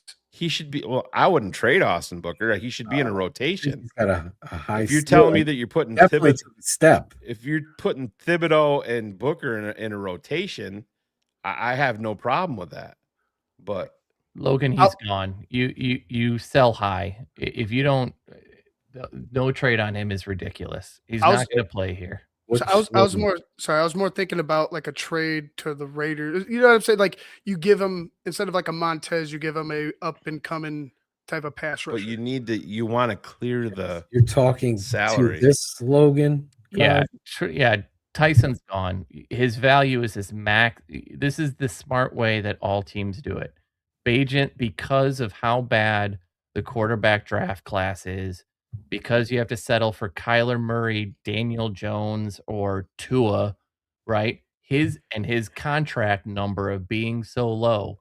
This is the absolute. And you see the weirdness with the cars, and I know you saw it with the Jets and Ian Rappaport at the combine talking about a Tyson Bajent trade, and then the New York Jets official X account quote tweets it and said, "Oh, you're talking about Tyson Bajent. Watch more about it here." Like, why are the Jets doing that? Yeah, so clearly they have interest in Tyson Bajent. How could you listen? That if you the best options at quarterback right now are Geno Smith, Kyler Murray, and Tua, right? And like those are the folks. Or you get the rotting corpse of of Kirk Cousins at this moment. But so Logan, I understand you're saying pass, but you're talking about you're talking about You refuse to give potentially up a getting backup. Hold on. I think backup. Logan has a football issue. Owner? No, he's not smart at football. That's his issue. No, but Cars just told you he will never be higher as far as how he can help your football team. Right. That's including on the field. But Phil, there's because the Bears aren't giving him away for a 4th round pick or a 5th round pick. Second. You're talking about a second, and maybe they settle for a high 3rd plus like a 3rd and a With 5th. playoff incentives that could move it. Right. Or like he's gone. He's gone. Yes, It's he's either one the Jets, injury away, but Cardinals, or Falcons could be involved with Ian Cunningham. I mean, so Jets have been in play. Dolphins could be in play. Cardinals will be in play. I would move ahead with Tyson Bagent before I'm drafting Mendoza #1 overall and hitching my wagon to that. I'm not sold on him. And draft the best tackle that you can identify. Right. #1 overall if you're the Raiders. And I'm not saying Tyson's going to take you to the promised land, but I like Mendoza. I like him too, but I'm not. I still like Ashton, but I don't. It makes 0 sense the way that team is constructed to put all that pressure on that kid. Genty. Yeah. For Ashton Kutcher. For Mendoza to work and command the locker room, he's got to win, and I just think that they're a long ways away from that. He's a little hokey. But I believe when these, and I don't want to go down this road here but I believe that if veterans see what a hard worker he is, then they'll get past that. But I understand where you're coming from. But I think he's talented as fuck. He's an accurate thrower, tough. He's a good better athlete. We'll see. But I'm not. This is no fuck Cam Ward. I thought. No, I had but Dart over Ward. Mendoza to me is a guy that will make his mark in his second team, and some of that is just because he's going to the Raiders. And because of the locker room and all of those things, I agree he's going to have a good career, but it's definitely not going to be with the Raiders. But I think the Bears 100% gave Tyson Bagent the contract extension that they gave him was fully the precursor to a trade. Ryan Poles essentially admitted it. Oh, he's like, yeah, we knew this was gonna. Right. This was going to come in. It was his most authentic self, including the coach who joked and said, no, and made a joke, which played into the fucking authenticity of Tyson. It just, Cars, you hit it out of the park when you said how you said it. He'll never be as highly however you said it. His value will never be higher. Why do you doubt that he goes to Atlanta when their general manager has a direct connection to him? Why? Penix is injured and terrible. God, he's tore his knee up 3 times. Cousins is getting cut. He was an aged rookie. Hey, the Cousins will officially be gone on Wednesday. So the reality is, Azriel. Well, and I think the other be a part of the conversation, especially knowing how the Bears view him.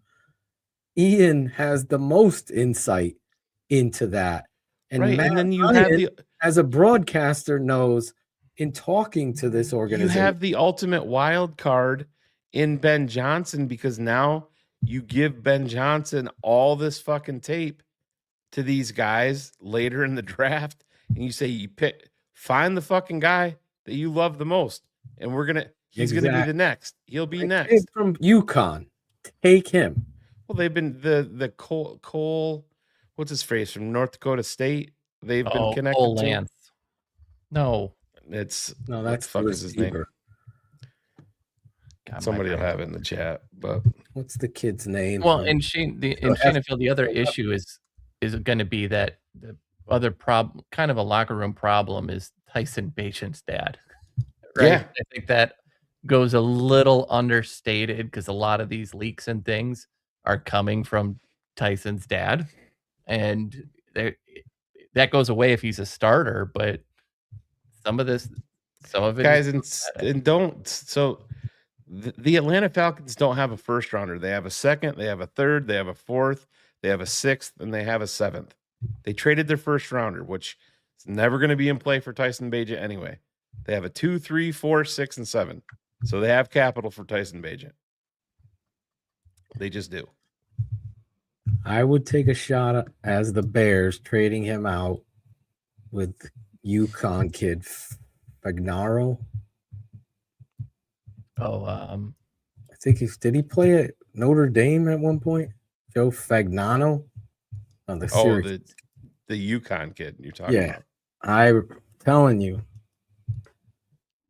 Well, we'll get into quarterbacks when this transaction officially takes place. I agree with Cars. I also agree with Slim Bo Boogie. This is where Cars came right in the door, kicking it. Phil's fuck a cap. There's no better time than now with Caleb as your quarterback that you're going to say, fuck this. We're gonna pay for Linderbaum. Cole Payton, by the way, is his name, Cars. That's the one. Cole Payton. We're going to pay for Lindenbaum. We're going to make these trades. Hopefully, maybe they could do an extension with Jalen Johnson if you're going to continue with Extend him. and lower. Those are the phrases you have to look at. Extend and lower or void years at the end. What about this Deo's contract? Can you waive? No. It cost you an additional $1.5 million this year to do so. But again, you can do some things where you can add some void years. It's a bad deal for this year, but longer term, like you can take his cap hit for 3 years after it and not necessarily worry.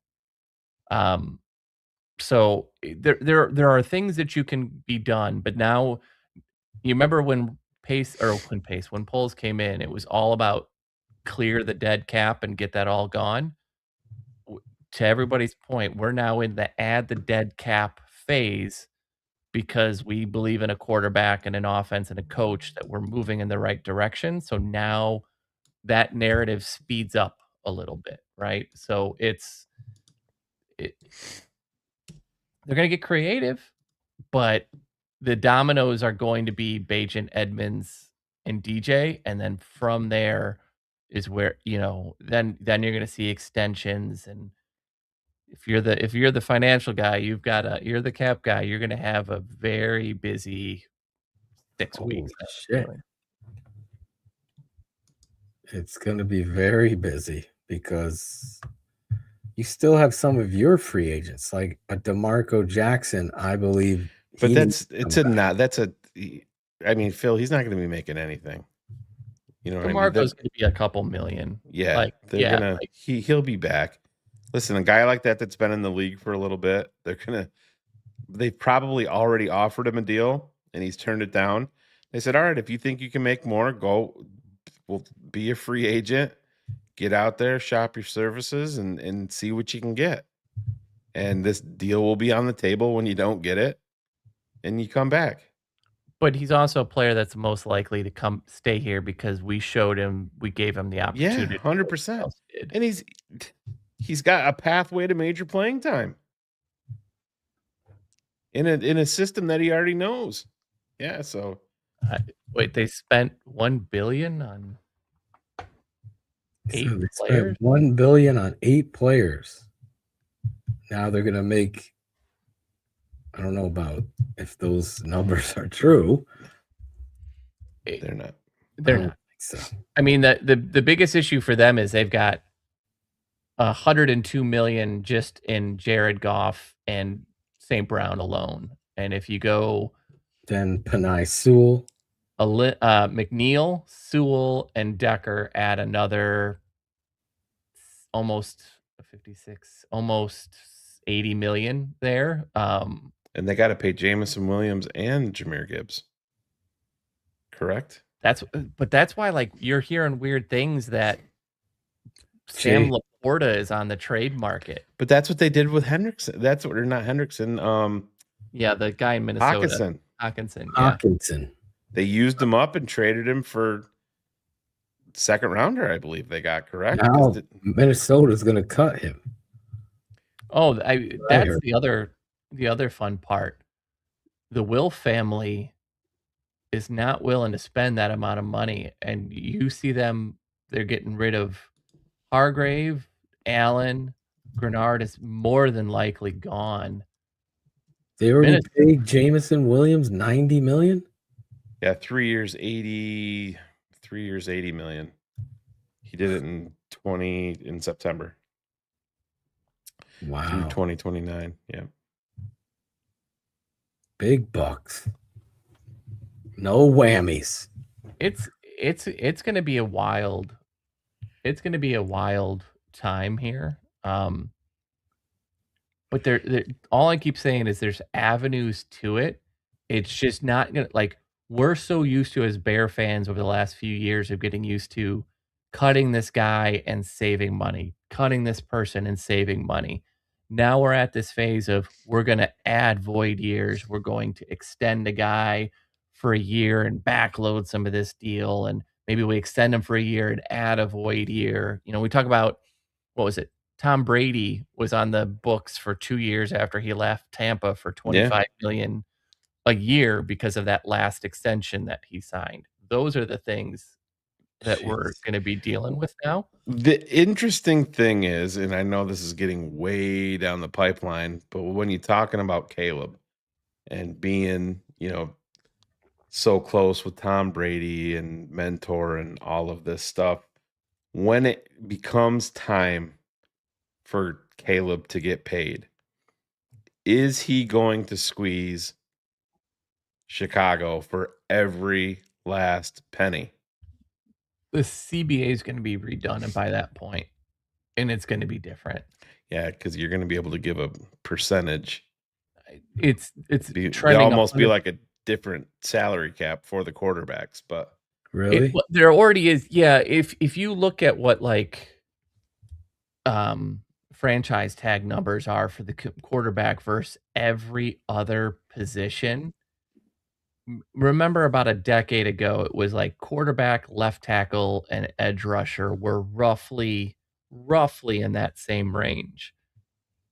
Now you've got 10 or more quarterbacks for this year making north of $50 million, and your highest paid defensive end is making 40, and that's on the Micah Parsons deal, right? Like, I'm talking 10, and some of those names are Tua, Daniel Jones, you know, like, really players who don't deserve it. So quarterbacks, in the matter over the next 5 years, the average salary for a quarterback, if you franchise them, could be double the next closest position. It makes sense because it's the most important position in all of pro sport. What is Max Crosby's deal? So it is, I think his is like 30 million this year, if I remember correct. Well, or it's his cap hit is 38 million. We would take in about $30 million this year. But that would give you another big deal that you could push out, though, to create space. Well, his deal technically runs through 2029, but you have an out after 2027. So because after 27, his number is pretty much negligible. So you have the ability there to do something with that. But who knows if that's why the more I think about it, the more I kind of lean that Tibbs will be a more likely a player that they would go after. Right. Because I mean, there's and listen, you have to, at the end of the day, he's under contract, and listen, there's there is rumors out there that he has made it very apparent of where his number one destination is. Yep. And it's Chicago for Max Crosby. But at the same time, he's also under contract. And you can say, you know, that this isn't like the NBA and stuff like that, but you have Dallas out there with a couple first round picks. The Jets, or not the Jets, Jesus, the Rams, they said would be potentially involved. Well, they traded their pick, so they're out. if No, it's because they first. have Atlanta's picks. Yeah, Oh, they do. Yeah, they have cool. Atlanta's pick. Yeah, from That's too high for him at that point. But my point is, at some point, do we need to have the Trey Hendrickson talk here? You do, but from all reports, he's more interested in Tampa Bay right. at the moment. But then there was also talk that Tampa was involved in Crosby. Yeah, so he could very well be an option too. And I don't think he's going to command the type of money that he thought he was going to.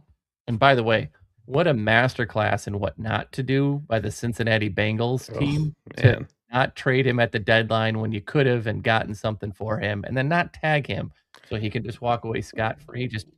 Well, it's like Dallas trading, not wanting to pay Micah and trading him for 2 first rounders, and then you're going to potentially give up 2 first rounders for Max Crosby, who's what, 3 years older? And or you're gonna do that because you can't pay him because you paid CeeDee Lamb and Dak, so now you're gonna pay George Pickens as well. Yeah. And potentially make no other changes to your roster, which is just wild. I would love to be the earworm that is walking around in Jerry Jones's brain right now, that's for sure. Right. And, it's interesting because the way that you got to look at it, if you did listen, Thibodeau is a gamble. Massive. Because you just don't know what you're How much getting. of that is Dable and Giants gonna giant, right? Yeah. And the rest.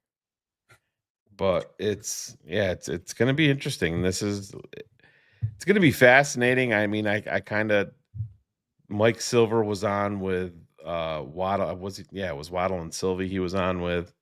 And he said if Max Crosby played for any other team in the NFL, he feels that the trade probably would have been consummated by now, but it's the Raiders. And I think his relationship with the owner is the one thing that is holding this up, because from all accounts they have a very close relationship, and it could very well be that an owner wants to do right by him thing for him. And I think, we do see this happen in football. Doesn't happen a lot, but we do see some players and teams do this because, let's be honest, the Raiders need all the good press that they can get, because especially now that Alex Guerrero report is out. Brutal. Yeah. I just they need all the happiness they can get. I saw that Guerrero. That's Tom Brady's right-hand man. Yeah. Right-hand man. When the quote, I think it was Florio's report that I read, where it's like, hey guys, you don't want to do that. You might get in trouble. People are watching. He's that fucking guy. So Phil, let me ask you, if you had to pick one, giving up your first rounder and a player for Max Crosby, or keeping your draft asset and signing Tyler Linderbaum to a market setting deal. Oh, Jesus. Now you're putting me against that. I thought I could do both. I'm just asking if you're... It's a great exercise because it's not out of the realm of possibility that... I think I'm taking Linderbaum, and I know that's going to piss a ton of people off just because he's the best at his position. And 25. And 25 years old. And I love Max Crosby.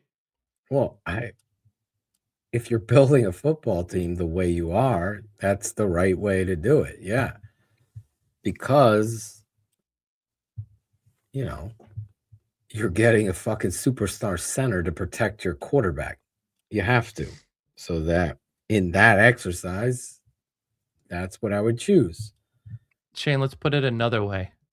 Yeah. So let's say it's Linderbaum and Tibbs, or it's Crosby and McGovern. That's. Would it be McGovern or would it be the kid from Washington? But in that cars, Leonard. you're also losing your first rounder, so you got to throw that in there for Crosby. That's a really good point. Yes. So Crosby a first and McGovern or Tyler versus Tibbs and Linderbaum. Well, it would be Tibbs and Linderbaum because now I'm getting my first still Linderbaum. But there's a massive drop off from Crosby to Thibodeau. Yeah, but I can now add a Caden McDonald or someone else that I especially again now what about about with a Bajent Chubb? trade? Yeah. Great call. You can add a Chubb as a situational pass rusher. That's what I'm saying. That's why I'm almost talking. And listen, Linderbaum is the must. In my to opinion, me, like that's where exactly. you gotta be going. It's it's disappointing. I forget what player, Shane. I said it in the chat me yesterday and Cars that were like, Linderbaum's my number one priority. They have to do this. And the fact that we found out later that they didn't even talk to the guy. That's I can't remember what player that was, but I just remember finding out later they didn't even fucking talk. I'm like, how? It's what we've always done, right? Like it's been our history. But I think it's now you could do a Linderbaum. You're definitely trading DJ Moore. You're getting a second for Bajent. Now, I trade DJ Moore. Now I can get a Khalil Mack back in town too. I'm good with that. So let me give you these type of player. Let me give you these numbers: 58 tackles, 11 sacks, 4 forced fumbles, 53 pressures. Okay. Next player: 73 tackles, 10 sacks, 2 forced fumbles, 53 pressures. I can't keep up with numbers at this point in my day. I've never heard him say that before. So tackles were 58 versus 73. Yep. Sacks were 11 versus 10. Forced fumbles were 4 versus 2. And pressures were tied at 53. So that's Crosby and Thibodeau? No, I think I always bet on the person that causes more turnovers. That's always. It's Montez Sweat and Max Crosby. Yep. Oh, this guy guessed it right here. It's the first thing he's been right on all night. I'm kidding, TT. I don't know. It's true. There you go. Linderbaum is the most important move that you got to try to make. Connor is your number 2 option. If Linderbaum does come back to the Ravens, I don't know why you would. From Iowa. Even Albert Breer said that he thinks it's extremely unlikely that they're able to bring him back. And he specifically named Cleveland. He named New York. Why would you go to Cleveland? No, that's what I'm. But career suicide. It's specifically because of Monken. If That's you why. go to the Bengals, the Browns, the Jets, when you have an opportunity to go somewhere else, the Dolphins. The Dolphins, you're just going for the weather. Cars, what was that stat that I gave you for the days for the Dolphins? It was over 9,600 days since the Dolphins had last won a playoff game. Over 9,000 days, Phil. If you think that 3,650 is a decade. Holy shit. And you said you were tired of numbers. I am. I can remember some, but not all. We were asking Devin tonight for his homework, what is a dynasty? And he's like, I don't know all this stuff. I'm like, you better know. You got a quiz tomorrow. So Steph had to teach him what a dynasty was. But anyway. No, it's a conversation we have in this house a lot. But I think Shane and Phil, I think the fun exercise is, so let's say it's Linderbaum and Tibbs. Mhm. You keep your 25. You get rid of Bajent for somewhere in a 2, right? Like a mid 2. So now you're talking about you've got what? Pick 25. Let's just say you've got somewhere around pick 45, and then you've got pick 57. Now all of a sudden you have such flexibility in what you can do in defensive tackle. It's going to allow you to inject some more youth into that defense, which is older, on that side of the ball. You can get a safety, you can get a defensive tackle. You can get some rotational guys in there, and it does sort of reboot you quite a bit. And for Tibbs's flaws, right? Giants are such a Giants organization.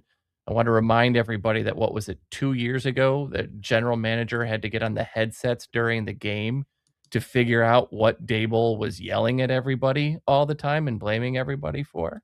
Oh my God. So, but his GM is a fucking piece of work. Oh, too. He reminds me of the McDonald's CEO. Oh yeah, eating that awful cheeseburger and trying to He even bite it, bro. Do you ever see that there's this one female influencer who does like these food tastings and she never actually eats the food? Yeah. That's what it looked seen like. this girl. It's terrible.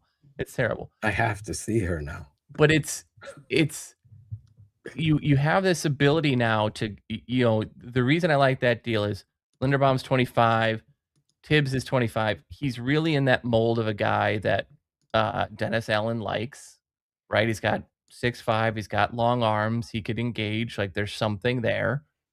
You add, let's just say, like a Caden McDonald to help your run game. You add a safety. Like you have all this thing, and you're up and up and up.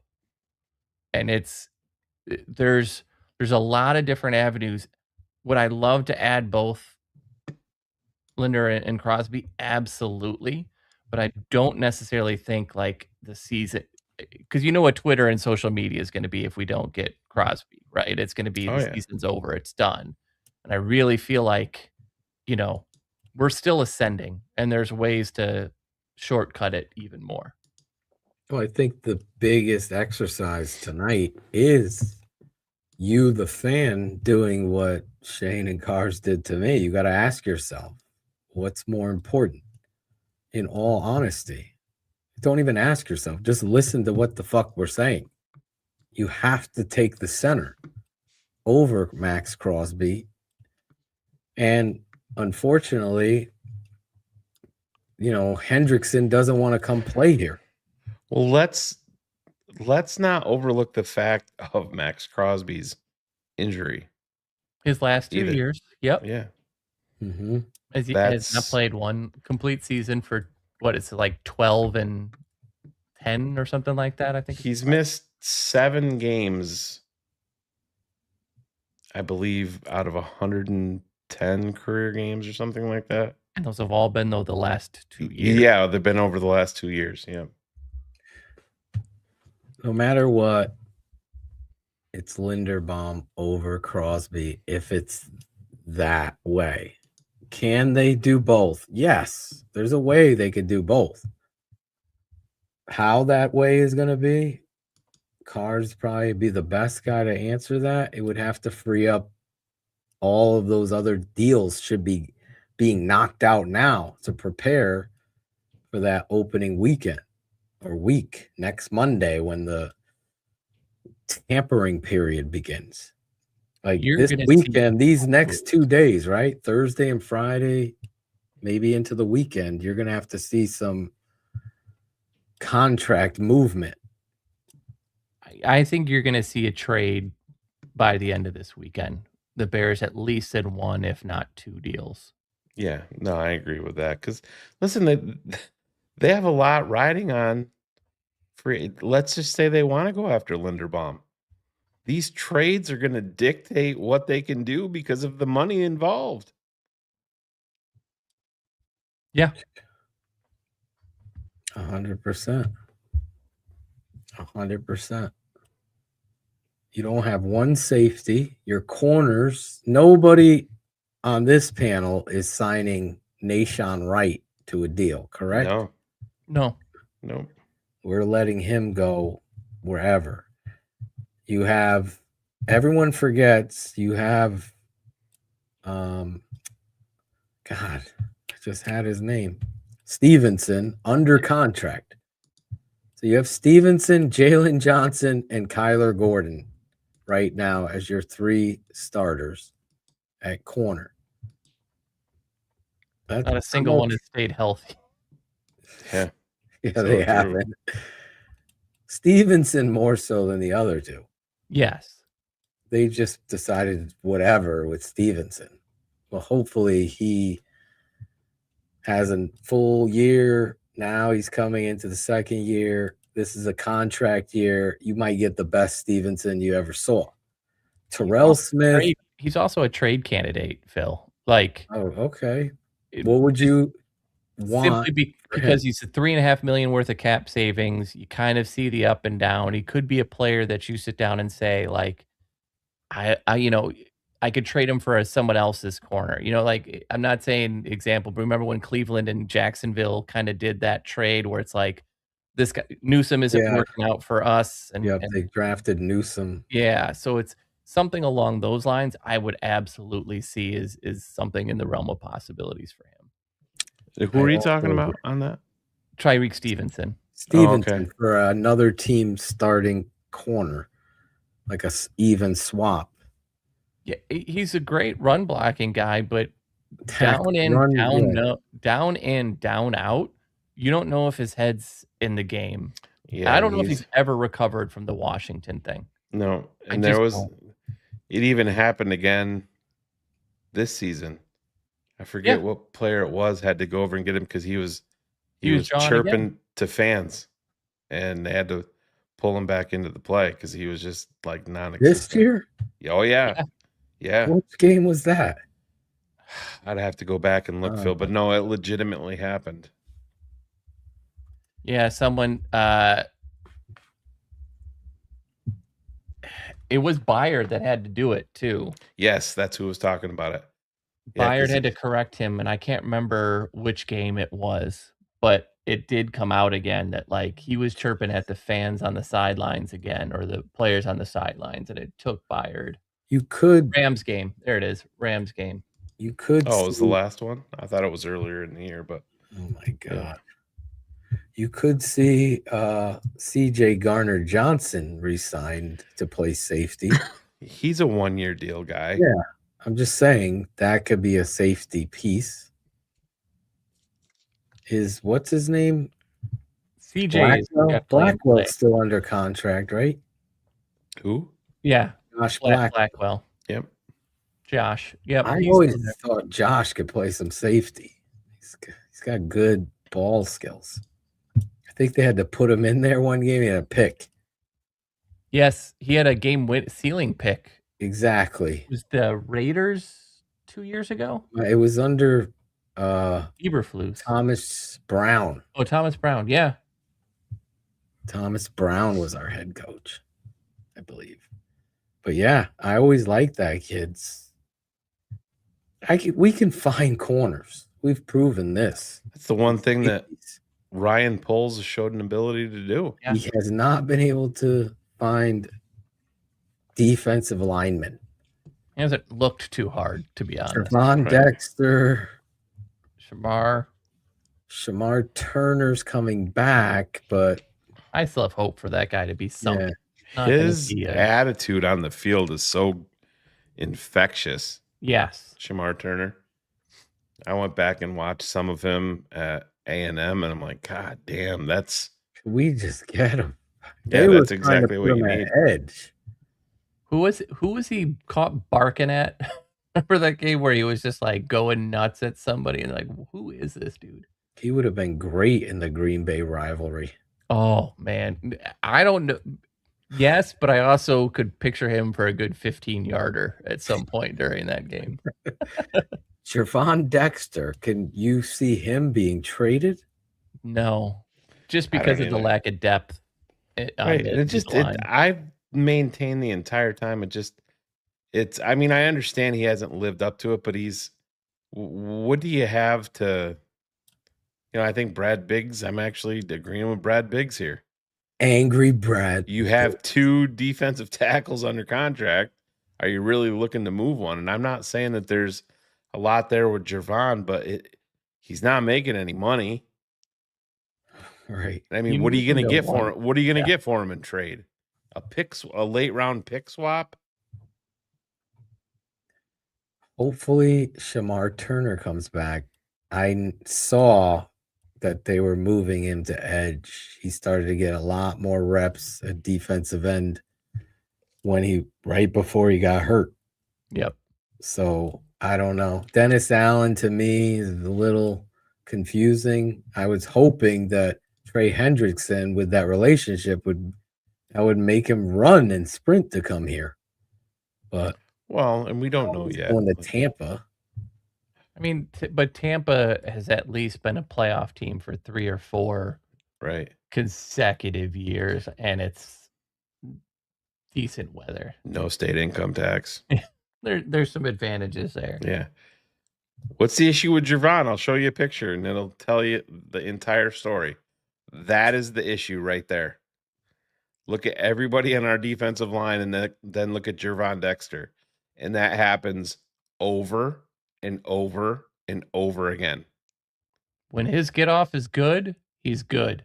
The other, unfortunately, 90% of the time. The fact that he's over the ball and his get off is not good is the fucking sign that I had in his college tape. And look where Montez Sweat is compared to where everybody else is. Yeah. Everybody else. Even Austin Booker up top. It's real. It's honestly, there's a video that the NFL did, and they did a hell of a job, as they do in NFL films, making that playoff game, Bears Packers, like a movie. And there's one slow motion that's not completely slow. I'm talking like 3/4. And here comes Montez Sweat. It's probably that play. Yeah. And here's all the D-line. And in this video, he's still in his stance.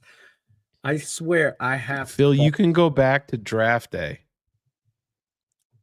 It was day number 2.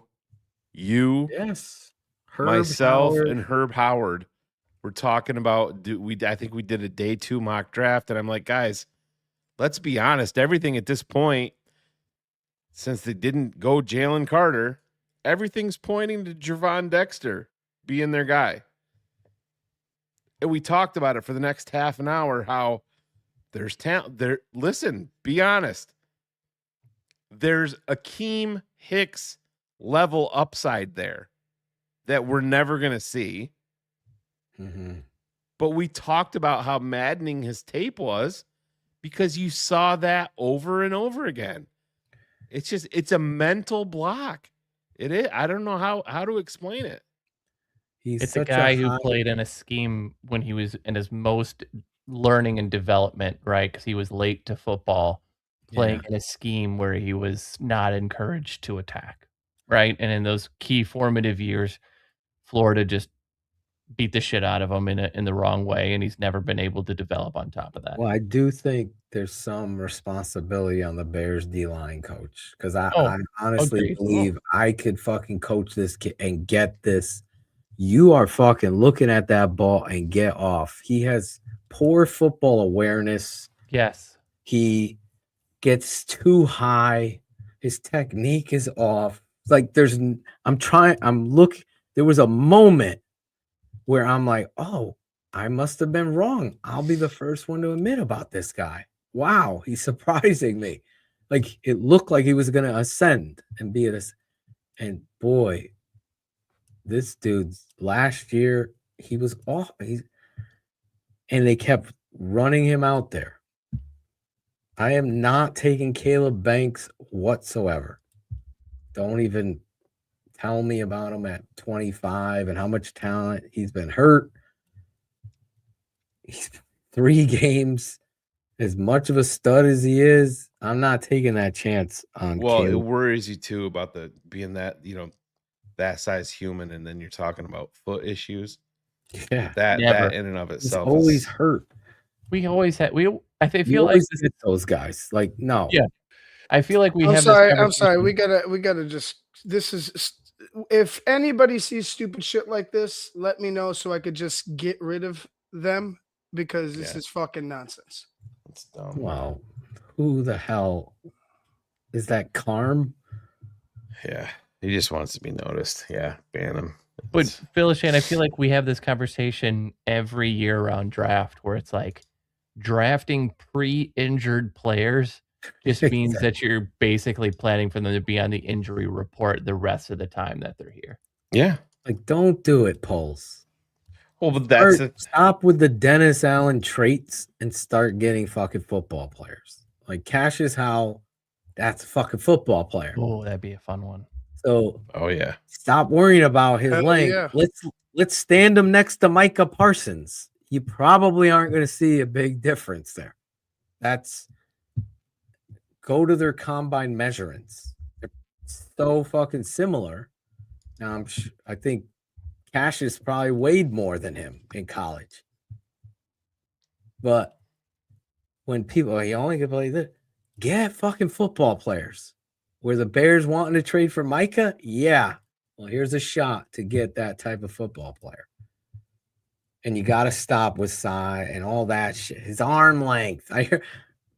I was listening to this podcast, Cars, with Todd McShay. Todd. Oh, boy. Just during my workout tonight. And he goes, yeah, there's 1, 2 players. You got this kid. Then he goes, you might look at Bailey there, but you got to take Bain out of there. He's got those short arms. I'm like, I'm done with you, Todd. Bain is the fucking second best player in this whole fucking draft. Because Phil, that whole measurement thing worked really well for Dwight Freeney, right? Like disqualifying him. I was positive he was falling to us in that draft, and then he went fucking 10th. We were drafting it. Who on tape was more dominant than Bain? Like at defensive end. When he showed up to the combine was not lined up, I was like, I want him now even more than any. He just came in, I'm ready to do work. I think it was our patron Logan Roberts that he expects Bain to be available to the Bears at 25, and I'm like, no fucking to the motherfucking podium. I replied to him, I'm like, what did he murder a litter of puppies? There's no fucking way. That dude's power alone is like ready. He's so fucking strong and quick. Like, shut the fuck up, Todd. Man, did he impact that Indiana game? I understand, like, oh my god, bro. He was the only thing keeping him in that game. He was insane all over the place, and it may not show up in the stat sheet, but like, he was a one-man wrecking crew. Dude, I'll take a guy who'll do that all day. If Logan Roberts is right, God bless him. I'll buy him a fucking Bain shirt when we draft him at 25. You sprint to the fucking podium for that kid. Oh, the merchandise alone, the merchandise opportunities for the Bears alone would be worth it. With the Iceman and Bain. Oh, man. Yeah, Messidor is a good play, but he turns 25 in like 5 days. Oh yeah, Poles has mentioned the kid too a couple times in interviews. Yeah, that just you're coming on if your 5th-year option is a 30-year-old. That's the makeup that this league is now. Yeah, but with NIL. I agree with Fran Duffy, Phil. You and I did that show with him on CHGO, and listen, he's his flashes are great, but he also disappears. And when you're 24 years old playing against, 17 and 18-year-old kids, you better fucking dominate 100%. all the time. That's why we were joking. Like, But fucking also- Indiana rolled out a fucking semi-pro football team. The World League football team came out there to play the college team. Like, these kids are 24, 25-year-old players. It's like when we would play our kids when they were 7 or 8 years old in basketball, and we would just beat the ever living hell out of them, so they had no chance. That's what that was, right? It was. But I love the Mesidor comparison, because if you look at all his measurables, isn't he on par with Howell? Across all of those different height, arm length, hand things, like all same. I didn't see his measurables, honestly. I thought he was 6'3", like, because Howell measured at 6'2", right? And I'll give you Howell because I have him. Yeah, he's heavy. He's definitely heavier. 53. Howell, yeah, but 30 and 1/4. Mesidor is like, he was like 278, 280, right? he played at 259 though. Let me check. Oh, did he? Mesidor. That's at least what Miami always That's had right him now. listed. Hold on. Mesidor 6'3", 259. Yeah. That He's was at got the combine? 10-inch hands, yep. Okay. But Shane, he parties on the 7th floor. Yeah, G-Reg.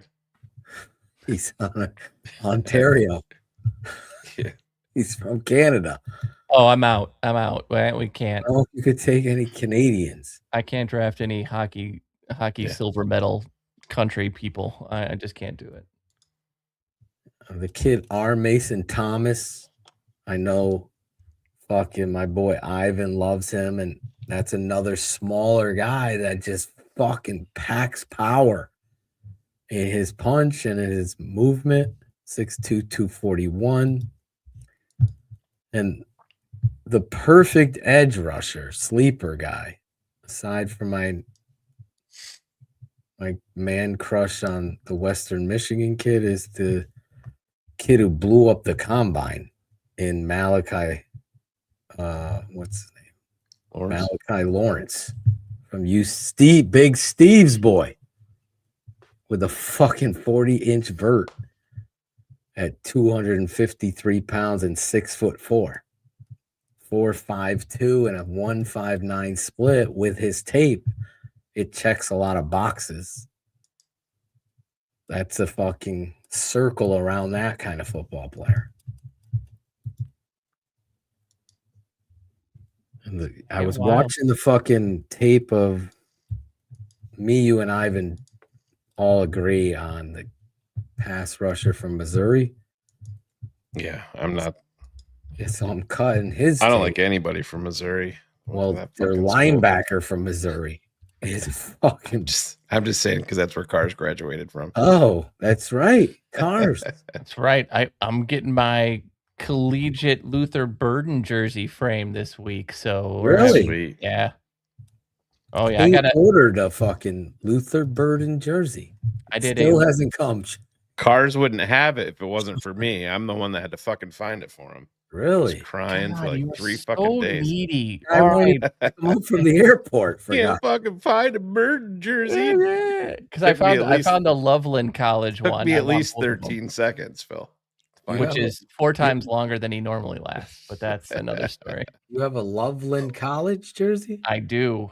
I picked that up where he signed it 3-0 versus Little Bro, which works out because I got a couple of Michigan that's State awesome. fan dads That's in the really- neighborhood that that's I really keep showing that great. off to. Will the DJ Moore frame picture come down? Oh yeah, that'll get. Just Yeah, put it will. Replace it with the Loveland jersey.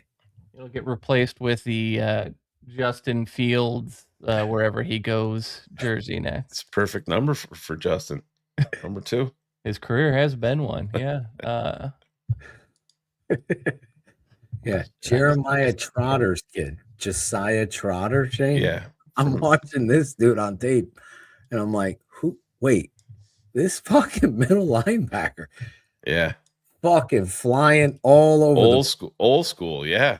Holy shit. He'll break them. He'll break motherfuckers in half. Dude's dipping fucking blocks coming through C gap, filling it. All pads. Yeah, I'm I like, love fucking- Rodriguez. I love Dude. Lewis from Pitt, and then the one that you and why am I blanking on his name? Jesus Christ! Into the kid you, Greg, and I were talking about. Texas kid? Yeah. Anthony Hill. Yep. Love But him. I'm telling Josiah Trotter can move up on my heart list. Well, he's gonna be Missouri. He's gonna be a Dennis Allen type. Holy I'll shit. tell you that. Talk about a fucking guy. They're running a fucking counterplay where they're down blocking, pulling guard and tackle. Yeah. All the other players on Missouri are going the opposite. He just sees Not guard him. pull. Yeah. He's fucking there. I know what you're Stuffs talking the about. play by himself. I'm like, oh my God. Listen, we're not known Sorry, I gotta get for our football or basketball. We're known for the racism, but that's about it these days. So I'm just glad we have Luther. Who was the quarterback when you were attending Missouri? So you want to my freshman year, Yes. the now head coach of Purdue football was in the dorm room across the hall from me, Barry Odom. Wow. And he was the biggest dick ever. Was he? I have no idea. Every Friday and Saturday night, he would get drunk and shit in the shower or in the study room near the radiator. So he wasn't. He was not a very nice guy. It sounds like Vargas when he was in the Navy. Sounded like Vargas last week. There was no radiators, and yes, it did sound The floater. Corby, my quarterback at that point was Corby Jones. Holy shit. Corby Jones. Oh, Maron. Corby Jones. That's hilarious. I don't even remember Corby Jones. Mizzou football at that point was like just. Didn't they have a quarterback that moved to receiver, went to the Jets? No, that was Brad Smith. Yeah, Brad Smith. Yeah. Did You he did have play a for quarterback, Missouri? Bears legend Chase Daniel. Yeah. He's still making money. I think he made the most money as an NFL player that never played.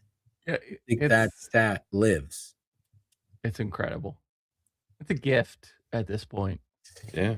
Who's better than him? I think the legend slot receiver for the New England Patriots gave me that stat. Julian Edelman, not Wes Welker. Julian Edelman. You have to let us know what tiny white dude you are talking about in that situation. That Welker, doesn't narrow it down much. Woodhead. I love Danny Woodhead. Oh man. Then the Say it's a Chargers fun one. got him. Can we get one of those guys? Maybe we got him. And JP Richardson. I was always mad when you talk about that. Austin Eckler was always the guy I wanted on the Bears for a while. Oh, he runs hard. He does. Well, it was a good night, boys. We went over the Phil and Shane 2-hour limit we've been doing because we were graced by a Lord. Lord Cars. Lord Cars. Well, let's be honest. We were just waiting for some Bears news and we didn't get shit. No, Ryan Poles is holding out. He's holding out on us. But the two of you gave us some good predictions and some good maps. Is there one surprise player you could see us obtaining? Is there some sleeper in free agency I'm talking about?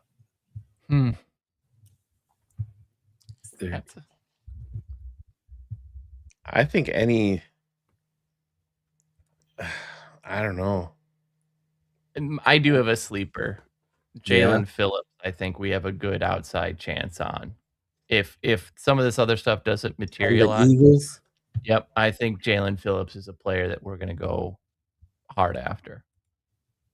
What about Christian Wilkins? I know he made it very known that he wants to be a Bear. Yeah, but I think that was bullshit. I think that was one of those things on Facebook that The AI? No, Yeah.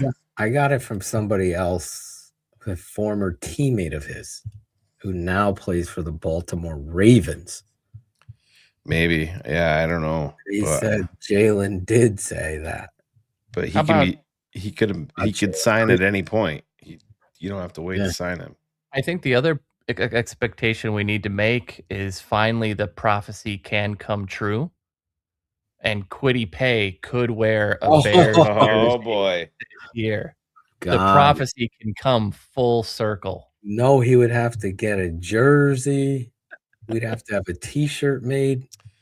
My guys that I've defaulted to is, I'm wondering if they're not going to make a move at linebacker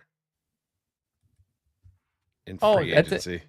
Well, Because there's, I know, like, you got guys like Quay Walker out there, in the division, and I know there's some flaws there, but I've always had this fucking feeling for the Bears, and this is a guy that when he plays, he's fantastic, but he's been dinged up an awful lot, and this is from a team that I bring up all the time, is that I wouldn't be shocked if the Bears are interested in Nakobe Dean. Nope. Former Georgia linebacker. Wouldn't be shocked. Rasheed Walker, I think, would be a fun one depending on where you stand on the left tackle. I know he's not great, but I He can get paid. I think he's like the only one, right? Yep. And I think, Ryan Cox's boy that he mentioned, Nick Cross, out of Indy, it's at safety. Oh, I thought you were talking about the Pittsburgh offensive lineman that he drafted for us. Oh, God, no. I have better taste than that. I'm not sticking my hand into a garbage disposal for Broderick Jones. Broderick Jones from Georgia as well. Well, it was a good exercise tonight. Little bit of draft talk in there. Speaking of draft talk, if you're not a patron, become one now, as we're going to be hitting our edge rush circuit coming up. One of them being Cassius Howell, knocking Cassius and company. We still have our defensive tackle, my guy, Lee Hunter. We're going to take a big look at him, and the kid from R. Thomas from Oklahoma. Going to have to cut up this kid from Missouri, not Missouri. R, do you know what the R stands for in R. Mason Thomas? Cars, do you know what the R stands for in R. Mason Thomas? No. Here's the best. Here's the best piece of. This is the best nugget ever. It stands for R. It doesn't stand for anything. Isn't that the funniest shit ever? They named him R. Yeah. Maybe he thought he was a pirate. R. R. The Funkster Jones. There he is. We might be in Pittsburgh, Funkster. Maybe. Draft. Anyway, sign up, become a patron, thetapeneverlies.com. Also, head over to the swag shop. The swag shop. Shout out to Sean Stewart. Swag shop is open. Got some cool new stuff in there. Iceman. Fuck the Packers. Bunch of new swag right there. Head over ttnlswagshop.com. Wear one of these. Stats are for losers. Thank God. Wear that to your fantasy football draft. Get over there. Fuck them all. Anyway, Shane, anything else? I'm just scanning Twitter one last time. Well, there's nothing there. I don't think it'll be 12:43. The Bears have made a move. I will get a text from Shane at 5 a.m. my time. You want to go live? It just happened. Yeah. Well, unfortunately, Cars, I haven't told Cars yet that I'm off Monday and Tuesday, so he will be getting the call while everybody else is at work. Ready. He'll be ready. Yep. Shane, if anything happens, we do have this in from Chris let me Emma. make sure we do have this in from Chris Emma. Hold on, let me